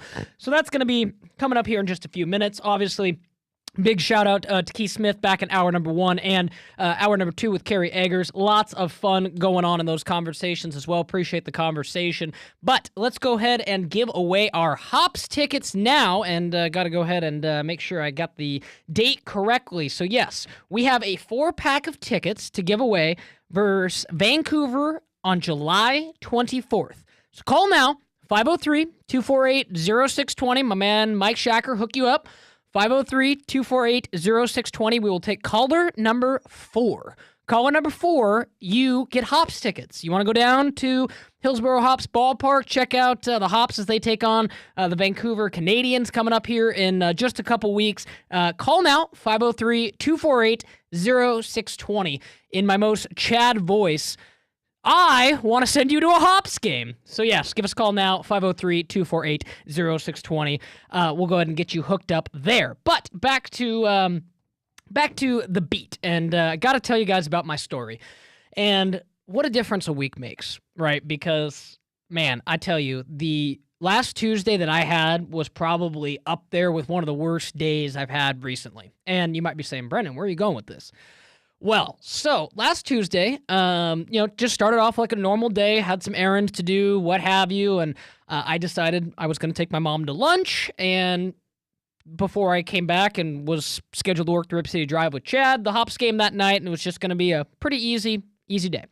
So, long story short, my mom and I are headed back after I took her to lunch, and we get a call from my brother, and my brother's like, where are you guys at? And we're like, oh, just 10 minutes away. And, this is probably about, 12:30, 1 o'clock. And, I'm getting ready to work, obviously, coming up at 2. And he says, well, can you get home faster because the hot water heater is leaking and not drip, drip, like flooding. And immediately in that moment, you could have seen like the blood rush out of my face. And I was like, oh no. And just thinking the worst case scenario, everything possible. So our hot water heater is in our garage, but it sits on a platform, and to the right of that platform is a fridge, and then you get down to where we had storage shelves, a few other things. And the silver lining of this was that once this hot water heater, we caught the leak before it decided to destroy everything in the garage. but this thing was running like nobody's business, and it wouldn't stop. So it was leaking out of the bottom of this hot water heater, and, this house was built in, 2004, and it's an OG water heater, so, it's 20-some year water heater, and it was naturally at the end of its run. But, again, I didn't know that on Tuesday. So my mom and I come back to my brother in the garage, standing in, what is, half an inch of water, and it is just gushing out the bottom of this and just running underneath the fridge, underneath the storage, running into a few sentimental items. The good news is they are safe, but just that water went all the way through and out the garage, and you could see the water starting to creep out the driveway, right? So we come in, and right away, we're trying to figure out, okay, first things first, we got to stop the water, right? You can't just turn off your water to your main house unless, you call the city of Sherwood, which we eventually did. But here was the deal. We turned off the water to the water heater. It didn't stop leaking. No matter whatever ended up breaking in it that day, the hot water heater was going to make sure it had to leak out all 40 gallons of capacity that it had, and there was no way to stop it.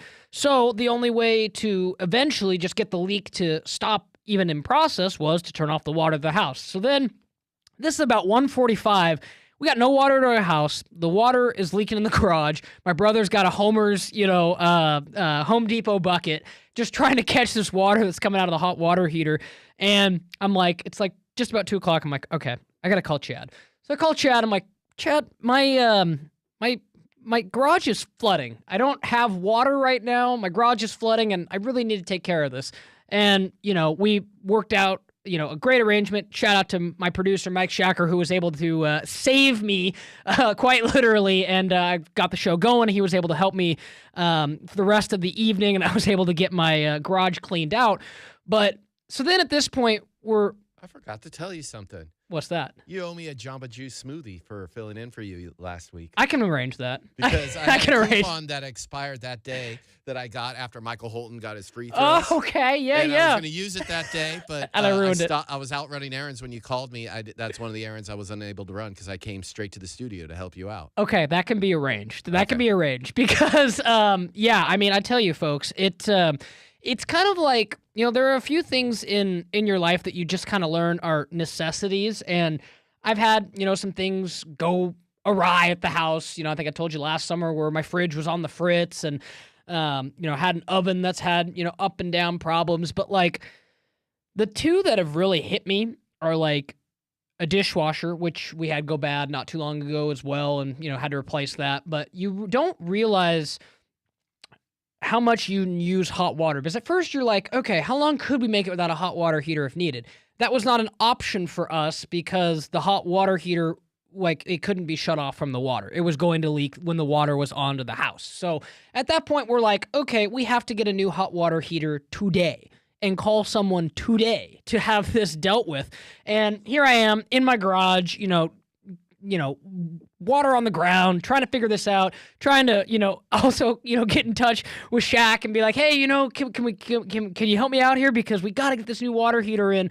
And we call around to a couple different places and we're like, yeah, we can't wait 2 or 3 days. This needs to be today. So, we make a couple calls. Long story short, first couple calls that we make to, they're like, well, we'll have to get back to you on time. We can't say when we're going to get out there. And we're like, sorry, that's just not going to cut it. So long story short, we finally arrive at Hydro Plumbing and got to shout out the fellas at Hydro Plumbing. They're like, we'll be right out there.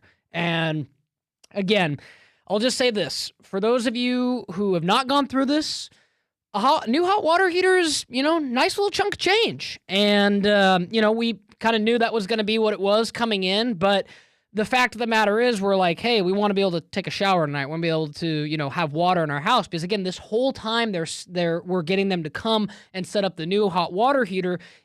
We don't have any water in the house. So we can't wash our hands, can't go to the bathroom, just all these things. And we're like, we just need to get the water going again, right?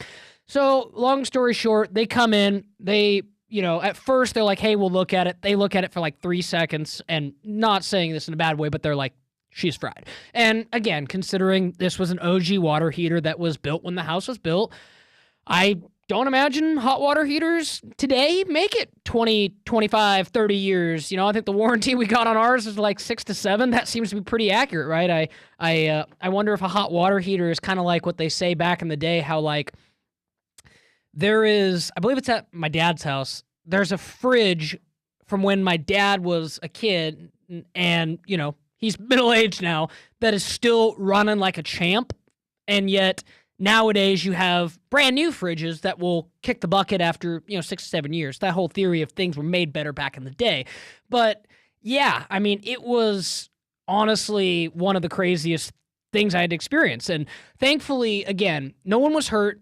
The only thing that was hurt was somebody's wallet, our wallet, and all that to say, no mementos were lost. I was telling, Shacker before we jumped on that, all of our, pictures and mementos and things of that nature we keep in totes rather than boxes in the garage, and obviously a tote is waterproof, and that was kind of on the other side of the garage, so it really wasn't as in danger as other things as much as it was, okay, well, here's, 40 gallons of water leaking out of your hot water heater. I didn't really know they could do that. And then the other aspect of it was just playing the what if game. Like I just told you guys earlier in the show, there was, 2 months ago, I went to Cancun and there was nobody in my house for 9 days, right? So it just makes you think, and instantly we started thinking in our head, what if this happened the day after we left for Cancun and we came back and it was an ocean in our garage instead of, a relatively manageable puddle?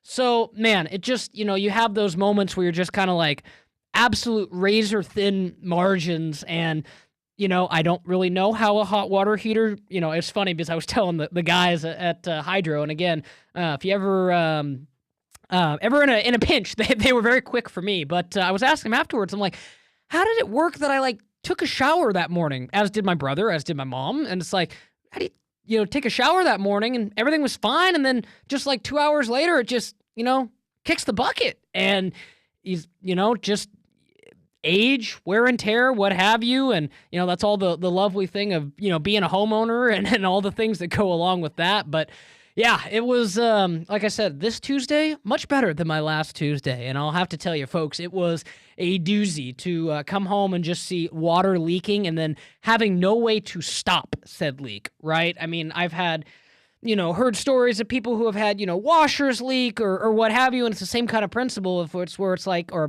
bathtub overflow or what have you, where it's like, water is the one thing that goes into almost, a lot of rooms in the house, and it's very easy to have an issue that could, potentially ruin your house too. So we're very thankful. Shout out my brother for happening to go in the garage that day to get a drink out of the garage and was like, uh-oh, and sprung into action because, again, if not, I could have seen a garage that could have been underwater, could have had water that was far, more than just half an inch on the ground, and bacon that day in the day and really saving my bacon. And then on the other side, Michael Shacker for saving my bacon that day as well. And really saving my bacon. And then on the other side, Michael Shacker for saving my bacon that day as well. So that was my Tuesday last week, folks. And all I got to say to anyone listening, I hope you never have to go through that. Because it sucks. I'll just say that right off the bat. It's part of life. It's part of how things go. But yeah, that was a day I'm like, tomorrow has to be better, right? Absolutely. All right, folks, we're going to take a quick break here on the Rip City Drive. When we come back, Travis Demers, the voice of your Portland Trailblazers, good friend of mine. Excited to talk some Blazers, talk some TV with Travis Demers before we call it a night here on the Rip City Drive. Brendan Slaughter here on a Tuesday afternoon.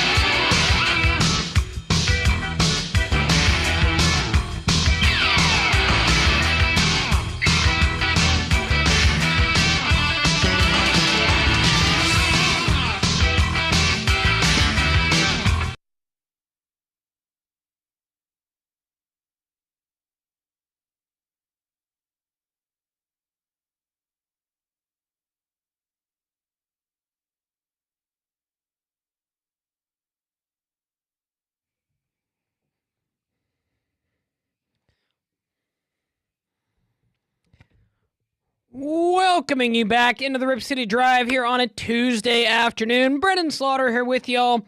Pleased to welcome back to the program a good friend and one-time host of this very show, your play-by-play voice of the Portland Trailblazers, Travis Demers, back on the Rip City Drive. TD, what's good, my brother? Yeah, it's summer. Things are good. No complaints. Yeah, how are the boys doing? How are Lincoln and Lawson doing? No doubt keeping you on your toes, I'm sure. Oh yeah, they went to their first Hops game on Sunday. Oh, there you go. They had a blast. It was awesome. Where were you? Were you guys? Did they get like super close to the action? I'm kind of curious what the experience was like for them because they probably really enjoyed that. We went with Chad. Nice. And we had seats in the club level, which that's the first time I've seen the new stadium. That does not look like a minor league. No, it's beautiful. Yeah.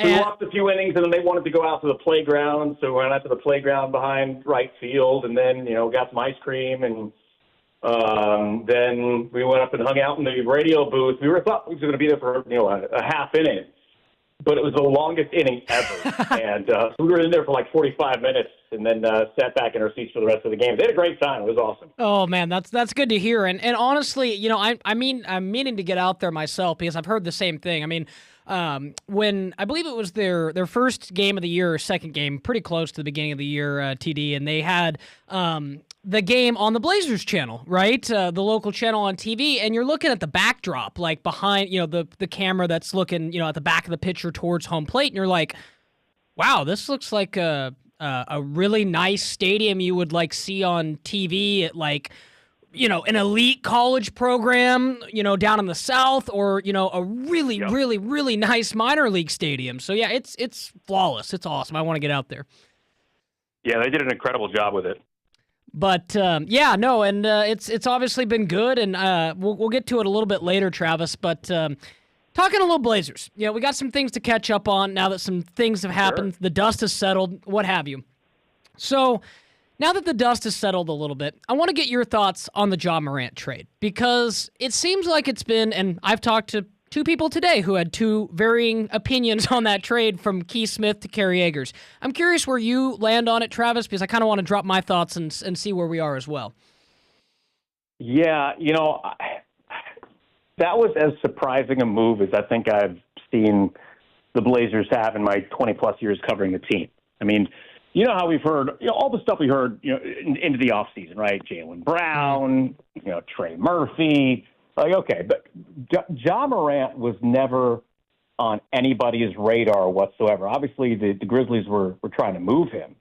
But the idea of Ja being traded here, I think a part of that is because the Blazers just didn't have a need at that position, right? So, if they had a hole at point guard and you could get Ja Morant for cheap, I'm sure that would have been on people's radars, but it wasn't. So I was completely shocked by it. And if we're talking in a basketball capacity, my first thought was, okay, well, what's next? Because that can't be the only move. But it does seem like that. I mean, it might not be, but it seems like that might be it. Sure. In terms of like big moves, all the reports. I haven't talked to anybody, so I don't know anything specific. But it sounds like they are comfortable going into the season with this guard rotation. And when you think about it, Brendan, all of the injuries that they had in the backcourt last year, they really could have used another guard, which is crazy to say because they have so many of them. And if you're essentially buying low on Ja, who has an opportunity to resurrect his career, because it's not just the off-court stuff and the questionable decisions that he has made that are confusing, right? It's the fact that he's played 79 games in the last 3 years. Right. And, shot 31% from three last year. He's not a good three-point shooter. His game has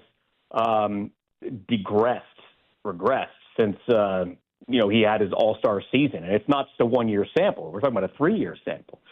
So it was confusing at first.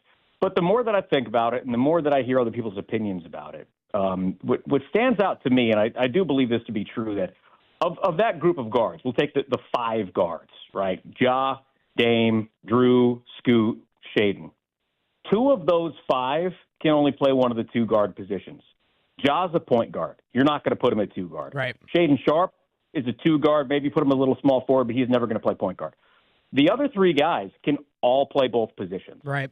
We saw Scoot, especially down the stretch of the season into the playoffs last year, as an off-ball guard, and I thought he excelled there.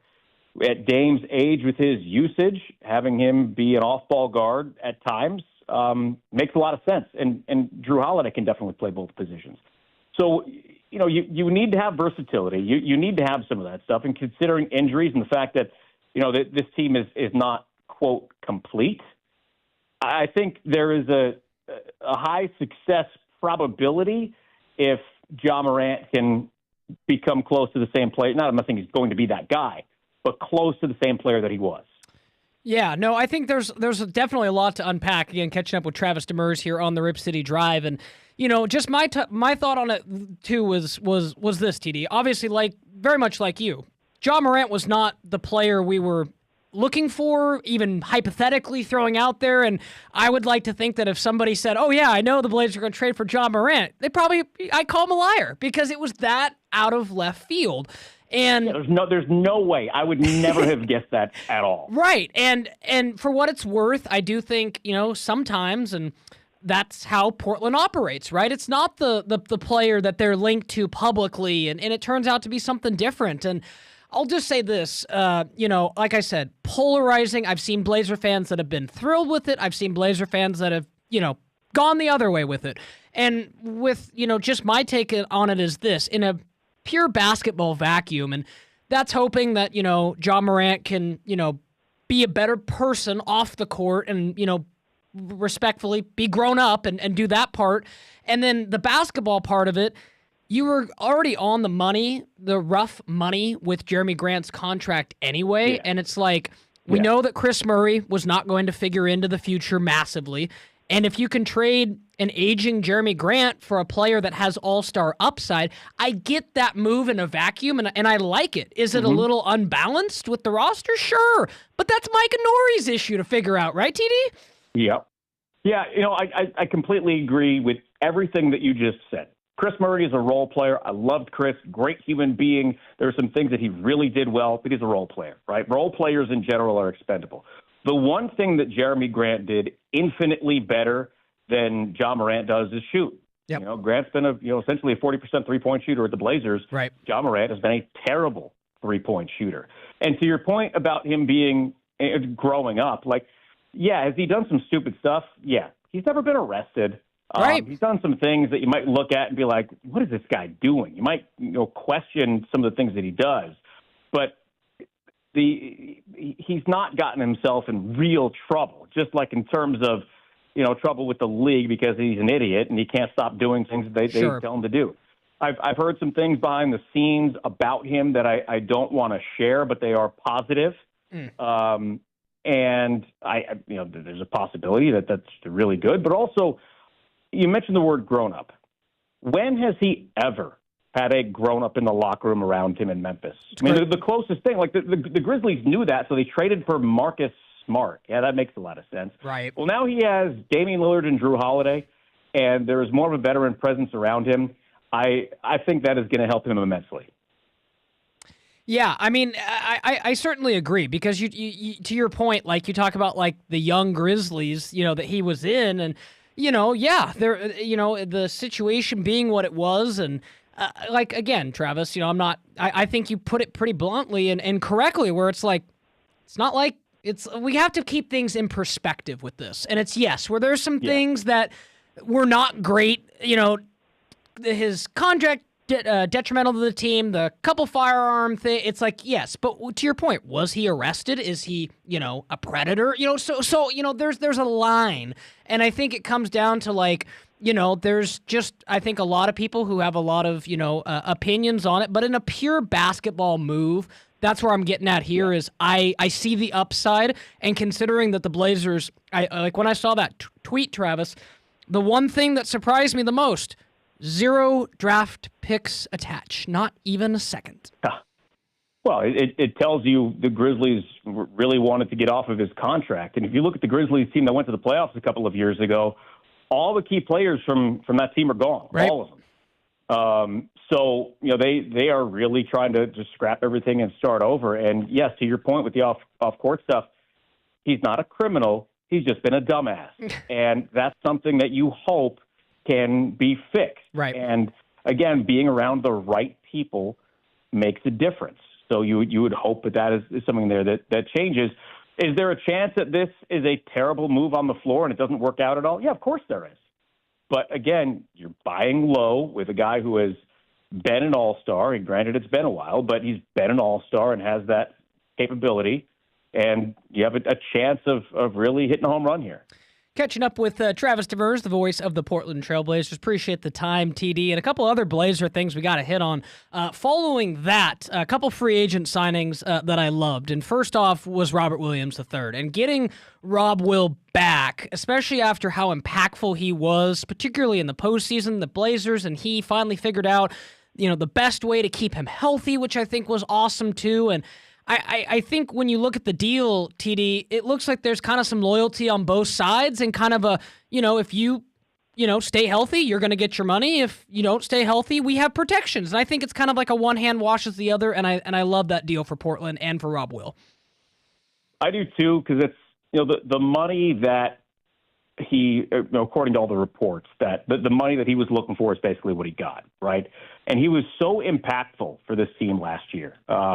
I am a huge Robert Williams III fan. As a player, as a leader, as a teammate, as a human being, I love that dude. Yeah. And I'm so happy that he is back on this team because he makes any team and any locker room better. And to your point about, finding a way to keep him on the floor, he didn't have any injuries last year. Right. It's maybe a little thing here or there, but the team did a great job of finding ways to make sure that he could stay on the floor, not playing in back-to-backs. If there was something that, seemed a little off, they held him out of the game. And maybe he could have played a couple of more games than he did, but when they needed him the most, down the stretch of the season and into the postseason, he was available, and that's the most important thing.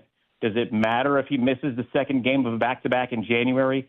No. Does it matter that he's available for a key game in L.A. at the end of March that's a must-win? Yeah, and he was. So I'm really happy that they were able to figure things out the way that they did, and the fact that he is now back and in a spot where this team and he can and everybody can benefit from it. Most definitely, and I love just the, it's almost kind of, Travis, to kind of put on my college kind of recruiting hat a little bit. We knew the contenders that were out there showing interest in Rob Will. And again, however it ended up happening, whether, loyalty, what have you, the fact that he's back, I think, is a big quote unquote win for the Blazers, especially, let's just say hypothetically, what we have now is what we roll into the season with.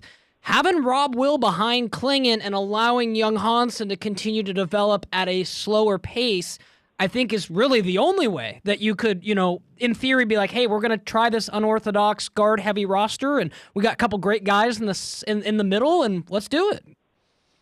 Yeah, exactly. And you look at the way the roster is constructed, like where is the weak spot on this roster, right? You've got, we're talking about the players that are under contract, right? And right now, Vit Krejci and Stevie Sissoko do not have guaranteed contracts, right? They're under contract, but they're not guaranteed deals. You've got plenty of guards. You've got 4 centers to varying degrees of ability and skill set in their careers, right? And that's, so that's 9 guys. Well, you still have an open roster spot, but you also have Damani Kamara and Denny Avdia, and you've got guys who can play other positions. I think you have too many players who can be part of a rotation that are going to be available, and that's a good thing, right? This team is going to have depth. It might not be the exact kind of depth that you'd look at and say that's how I want my team built, but it also puts you in a situation where you can get there. And it's having talent. There is never a bad thing with having too much talent, even if it's distributed in an unbalanced way, because you can always adjust that. It's getting the talent that's the hardest thing, and I think they're in a very good spot there. Yeah, most definitely, and you mentioned it too. I'd be remiss if I didn't mention the Blazers also grabbed Brandon Carlson from the Oklahoma City Thunder. Usually when you grab anybody out of the Thunder system, you like it, but TD, for Blazer fans that maybe aren't as familiar with Brandon Carlson, I'm curious, did he play in any of the games that you were calling this year? Do you remember anything about Carlson? Yeah, I mean, Brandon Carlson did play a bit. He is a 7-footer who can shoot the three. I don't know a ton about his game, but he played in, about 40 games last year, somewhere around there, played about 11 minutes a night, but the games where he played bigger minutes, he played well. And to your point, playing in that system is a really good thing because that system makes everybody better. You wonder sometimes if players, when they leave that system, are still going to be as good, Sure. With LeBron James. Anybody who plays with him, once they leave, they're never what they were when they play by LeBron. It's just how it is. Say whatever you want about LeBron James. He makes players around him better, and he makes them look better. Oklahoma City does make players better, but they do it in a way that makes it sustainable when they go to other franchises. The Thunder didn't add to their roster outside of the draft this year. I mean, they had to get rid of guys. They had to get rid of Isaiah Joe. They couldn't re-sign Carlson, who was a 2A player last year. So we're talking about a guy who is not your starting center and is not your backup center, but he gives you depth at that position, and you can never have too much depth there. Yeah, no, I couldn't agree more. And I think, again, when you consider, DC being that anchor, getting Rob Will back, having, Carlson, and then, again, kind of the mystery box in terms of development, his timeline continues to be young Hansen. And, it stands to reason he'll be more comfortable this next year than he was as a rookie and, so on and so forth. But last thing I want to ask you about the Trailblazers, TD, before we switch gears and talk a little TV. Micah Nori, just kind of your first impressions of Micah and, for me, just kind of learning more about his background and how he's kind of been around sports for quite some time. I really like his journey, and he strikes me as somebody who is extremely motivated to be here because he's, I kind of read it as, he maybe been passed over for a job or two in the past, and he's really motivated to make this count. And I think that's something you can't really put a variable on, if that makes sense. Yeah, I can't wait to talk baseball with him. Yes, exactly. Yes. Because I can't recall in my entire time with the Blazers there being a coach who was interested in baseball to any degree. I love it. Okay. This dude comes from a baseball family. His father recruited, Kyle Schwarber to Indiana. He was a hitting coach at Indiana when he was young. He comes from a baseball family. He's a baseball guy. And to your point, he is well-versed in a lot of things, and I'm looking forward to having a chance to talk some baseball with him. But the things that he does well, I don't know him at all. I still have not met him or had a conversation with him. The things that I have heard about him that he does well, he's a very smart guy, right? And he finds things that other people don't. I don't know why he has not been a head coach before. I don't know why he has not gotten those opportunities, but he hasn't. And now he has that opportunity. So everything that I have heard, this is a really good spot for him, and I think he's the right guy for the Blazers at this time. Yeah, no, I couldn't agree more. And just, from his press conference, I think, it's cliche, Travis, but I think he did, quote, win the press conference. I was afterwards watching, I'm like, okay, this guy, knows what he's talking about. I see why he, could win an interview and be in the process. And yeah, to your point, I love, the balanced coaching acumen across sports. And yeah, TD, when that gets to be, you'll have to let me know how the ball talk goes with Micah, because I'm going to want to report on that.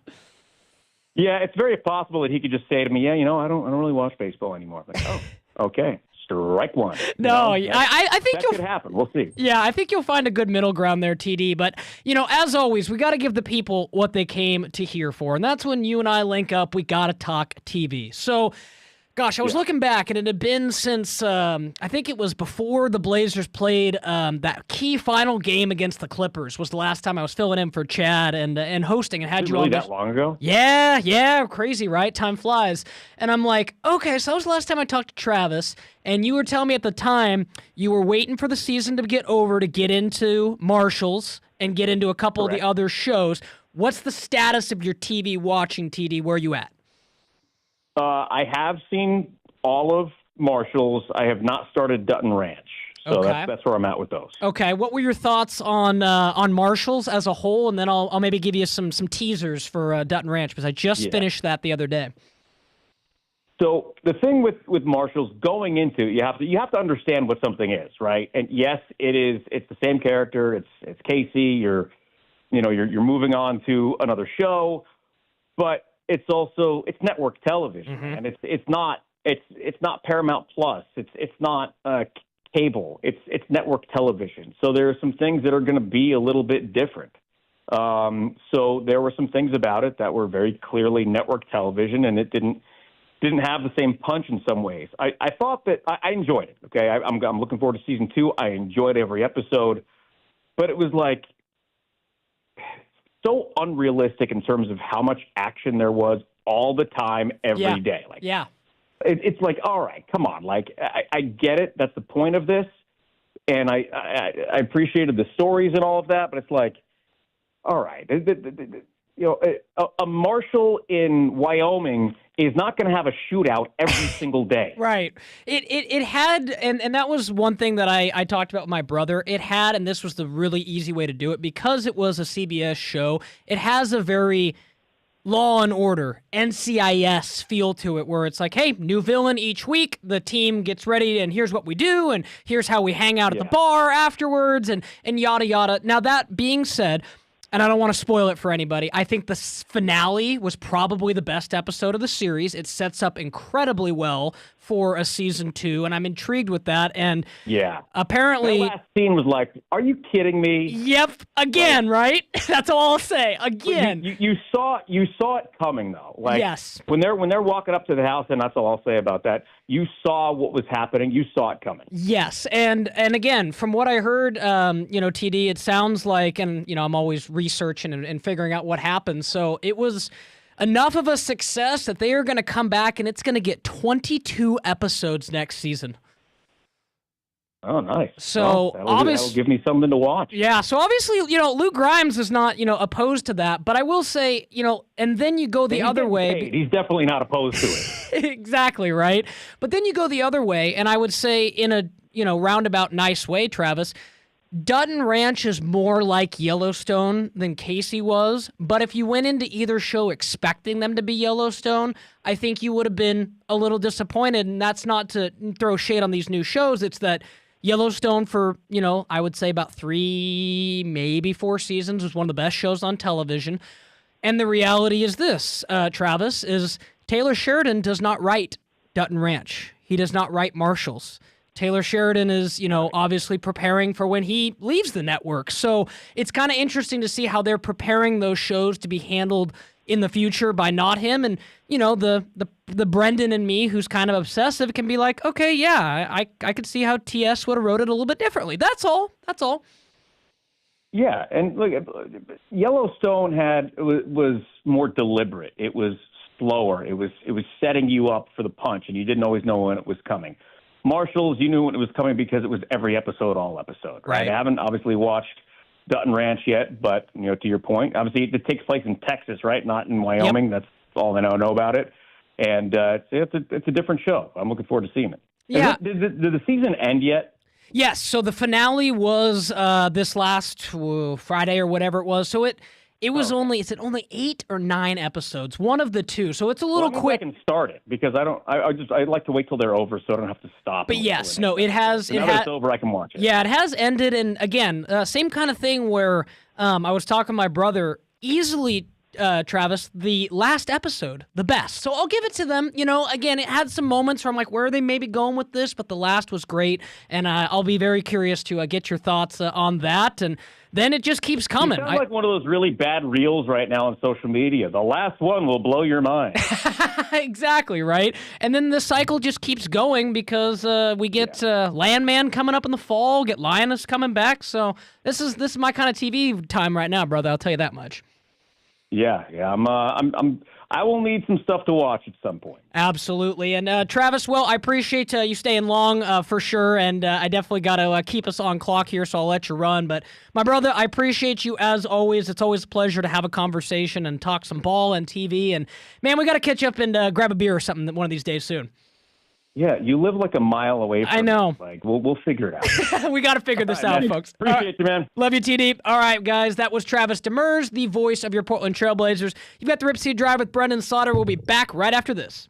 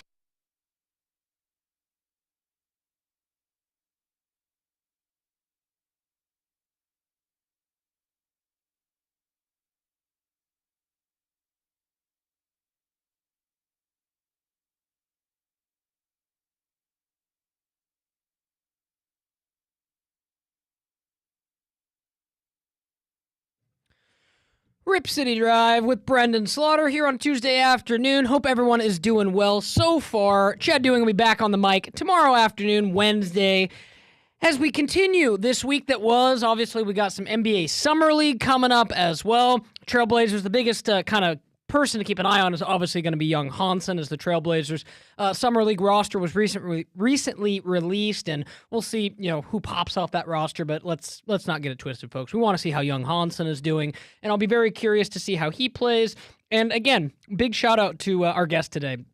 I absolutely love that conversation with Travis Demers. Again, getting Travis's take, and we're simpatico, man. Like, it's just, Travis kind of looks at that John Morant deal the same way that I do, and I can respect and appreciate that, and, Travis knows his ball too, and, I certainly appreciate where he comes from and the way he said it.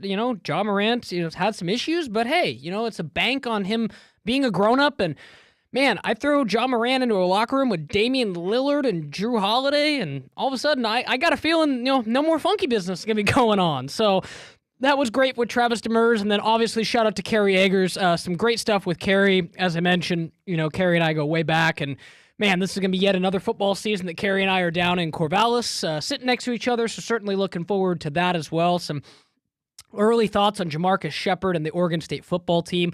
Early buzz. We love how charismatic Shep is, and again, I think most people, if you listen to Jamarcus Shepard, would run through a wall for the man. Now, that being said, is that going to be able to calculate and translate into instant success and wins? If we can figure out the issues at quarterback and the issues at offensive line, I could see it for the Beavs.